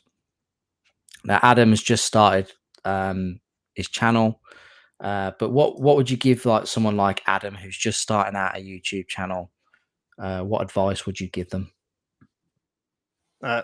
Phenomenal topic, and I think so. I think I made a short on this not too long ago, and for me it boiled down to joy. Like, make something that brings you joy, and if that's comic books, wonderful. Like that, share that. Let us know, what is it? What is that book? What is that story? What is that creator that is bringing you joy? Because if it starts from that, it will never end. It will consistently feed you in some manner. And if the views don't happen, you might be disappointed, but the creation gave you joy, and the topic gave you joy, and the work that you put into it gave you joy. And the rest will happen eventually. It'll work itself out. If you want to be being consistent, obviously is the next facet, but the second you're making something up because you think it'll be popular, or you're making it because you think it'll make you money or get you views, then you're potentially creating something that is feeling like work. Yeah. And then it's not going to bring you joy, and it's not going to make you feel excited to go and interact. Right. So for me, like that's a number one is find your joy. And that should be the thing that you're really bringing out in your channel. And then, yeah, be consistent. Be just as consistent as you can. Your channel subscribers will know, oh, every Tuesday you're going Yes. live, or, every Wednesday you're dropping a video. And then, they will start to, like Pavlov's dog, you're going to condition them to be ready for that Yeah. drop, and it won't always be home runs, but you'll just start to gradually build. Tom had a great metric for YouTube success that I try to follow, and I very rarely achieve it. This was the high end level of success, but he told me once that if you have views on your videos that are in relationship to 10% of your subscribers, you're succeeding. So if I have 100 subscribers and I get 10 views, that is solid success, right? If you have 1,000 subscribers and you're getting 100 views, that is a solid. So 10%, if you're able to consistently get 10% of your subscribers to watch your product, that is a success.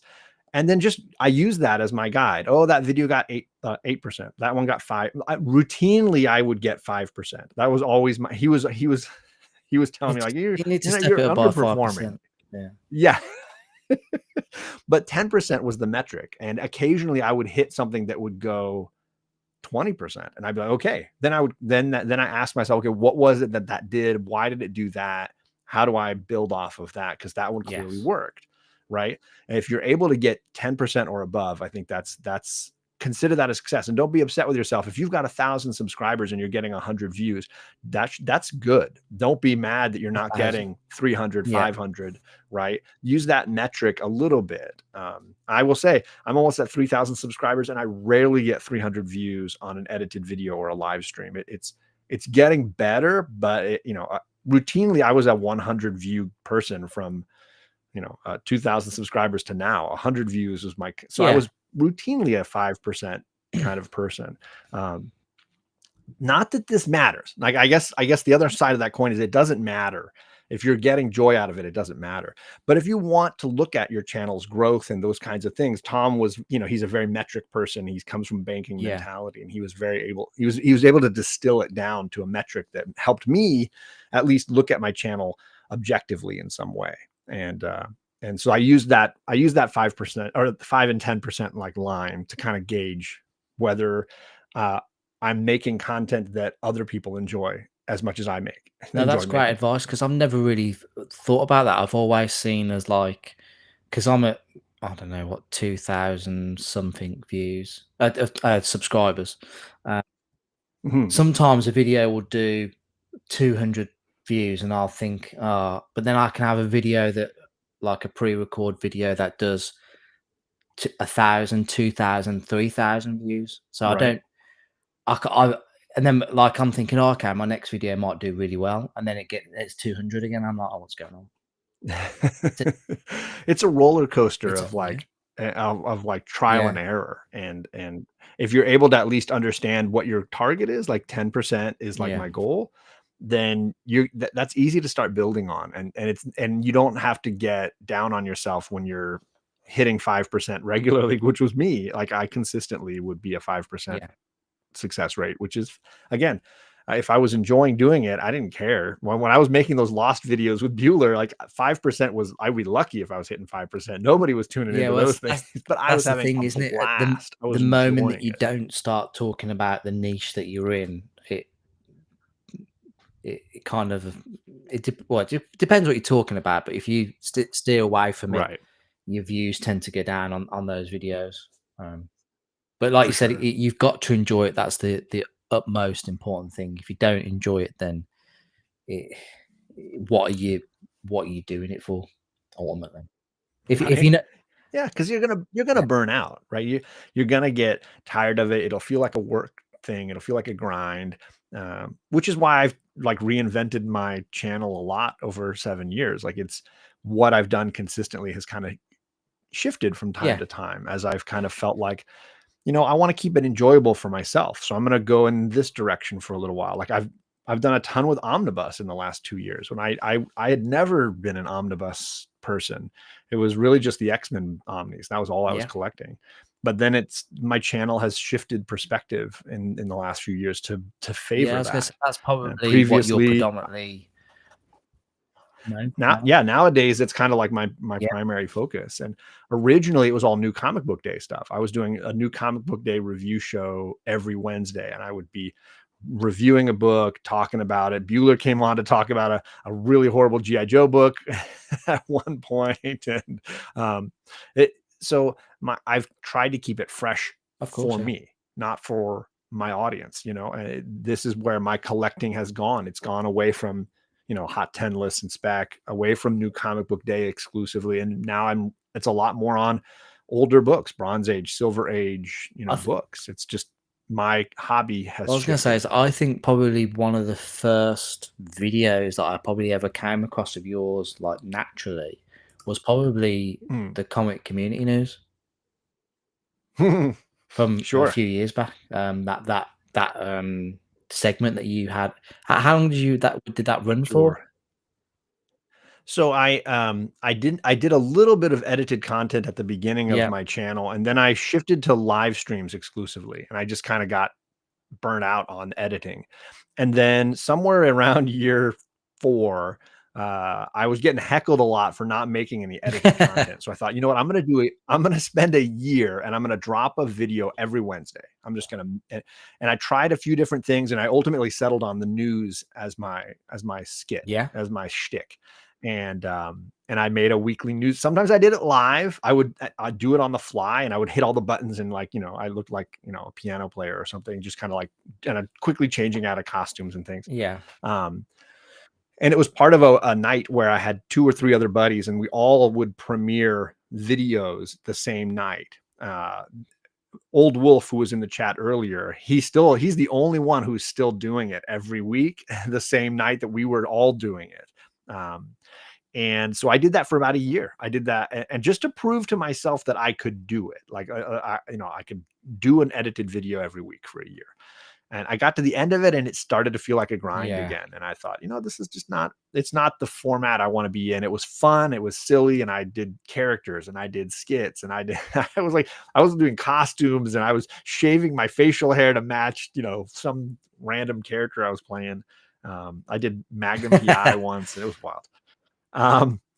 And then I think something happened about 8 months ago where I thought, I'm going to try this edited thing again, but I'm going to do it in my own way. And I shoot them in StreamYard. I do Yeah. it in one take.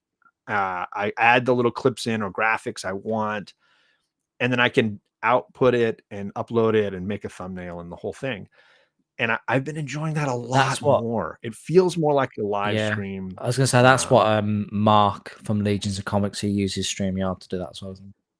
and I talked to him extensively, kind of as like let me see how he's doing it and what he's doing, and how do I do it in my way. And I tried a few different formats for it, but ultimately I've settled on something that's now I think working, where the workload doesn't feel too much. The joy is all there.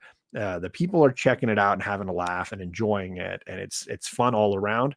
So now it's been almost 6 months of 2 videos a week, and I never thought I'd be able to put out 2 edited videos a week plus all my Yeah. live streams and be able to like not feel exhausted. Do you think Um, it's the, like, the recording on StreamYard as you, like, treating it as a live show where you have to click? I mean, So maybe. I mean, for Um, me, if I was having to do that, if I my pre-records, I have to, like, edit it and, like, I'll be like, say the wrong word or whatever, so I've got to edit that out and put it. Um, but sure. with StreamYard, if you're doing that through and treating it like a live, I suppose it's probably makes you not mess up, I'm guessing. Well, StreamYard allows you two different ways to do it, and Bueller and I have a similar upbringing. I think his dad worked in television, and I did Okay, theater, and cool. I performed on stage and stuff, and I did radio, and so for me, like, I like the stress of trying to get it right in one take, and most of my videos are one take. Like, I just do the whole thing in one take. But StreamYard allows you two options. You can click record and then load your graphics and do that whole thing, or you can pause the recording and then restart it and like have little clips Ah, I didn't basically, know and that. then edit it in StreamYard. I usually don't use that feature. I usually just do it all in one take. And if I screw it up, I start all over and I do it again. And then, they're usually less than 10 minutes. And if I screw up, it's usually in the first Yeah, minute. yeah, yeah. So I just restart it. If I screw up in the last couple of seconds, I might just let it Yeah, of ride course, and yeah. just do it. That's fine. um, there's been a couple times when I like get to the end and I realize my mic wasn't on that whole time, and that's kind of Oh, that's yeah. a bit of a pisser. But uh, so I think part of me likes the theater of it and the stage of it, and feeling like no, this is happening live on the night. You got to get it right in Yeah. that moment. And so I got, as long as I have all the tools loaded and I practice kind of like, oh, I got to shift to that one and I got to click to this one. As long as I feel like I can manage it. Sometimes you'll see my eyes like looking to the screen over here, over there. I'm not as good at it as Mark. He's obviously been doing it a lot Oh, cool. longer than me. Yeah. No, so Travis has said that he has really enjoyed this interview. Seriously, thank you, MJ and John. Thank you so much for the kind words, Travis, honestly. Cliff has said that he's And I will look forward to seeing you in yeah. April, sir. Love you boys. Sorry I have to run. I'm glad to see you guys click. Thank you so much, Cliff. Um, Mastodon Comics and Music has said my most viewed video is a camera roll from an airplane museum. Lol, go figure. Until recently, one of my most popular ones was this commercial that I made for this charity, because they would always like take it to their Oh, events and play it. play it. So it would get a few clicks Oh from wow. them throughout a year, because I went to Africa and I shot the video for them and I made it and then I Oh, posted it cool. online so that they could access it wherever they kind of went. But I get it. Yeah, I get it, Donnie. Um, but every once in a while I get something that, it's working. Yeah. Somebody's having fun with something. Like I got a video recently that I did on my favorite independent comics from last year. A video that it was me and my joy and my fun, and it's blowing up. And I would never have Wow. predicted it to be. It's almost got 1,000 views, and I was like, "This not something I would." It made me realize that like maybe there's people out there that want more independent Yeah, comic talk, definitely. Yeah. and also made me realize that I can't predict what's going to work and what's not. As long as I'm just doing something I'm enjoying, it's going to Yeah, I work think out. my most successful video is a toy shop, and I don't even collect toys. Like a vintage toy shop. Like a Yeah, I tour just through did the a shop. tour. That's my bag, really. I like to go and visit places and film it. Sure. I love it. And Bueller does a bunch of those Yeah, too. It's fun to see shops that I'm never gonna get to yeah, go and visit, but to see it from afar and "Oh, I would love to get that. Oh, that yeah, looks and amazing." it like I always say this when I ask to film and stuff. It's good. It's good content for me, but it's also free promotional stuff for that business.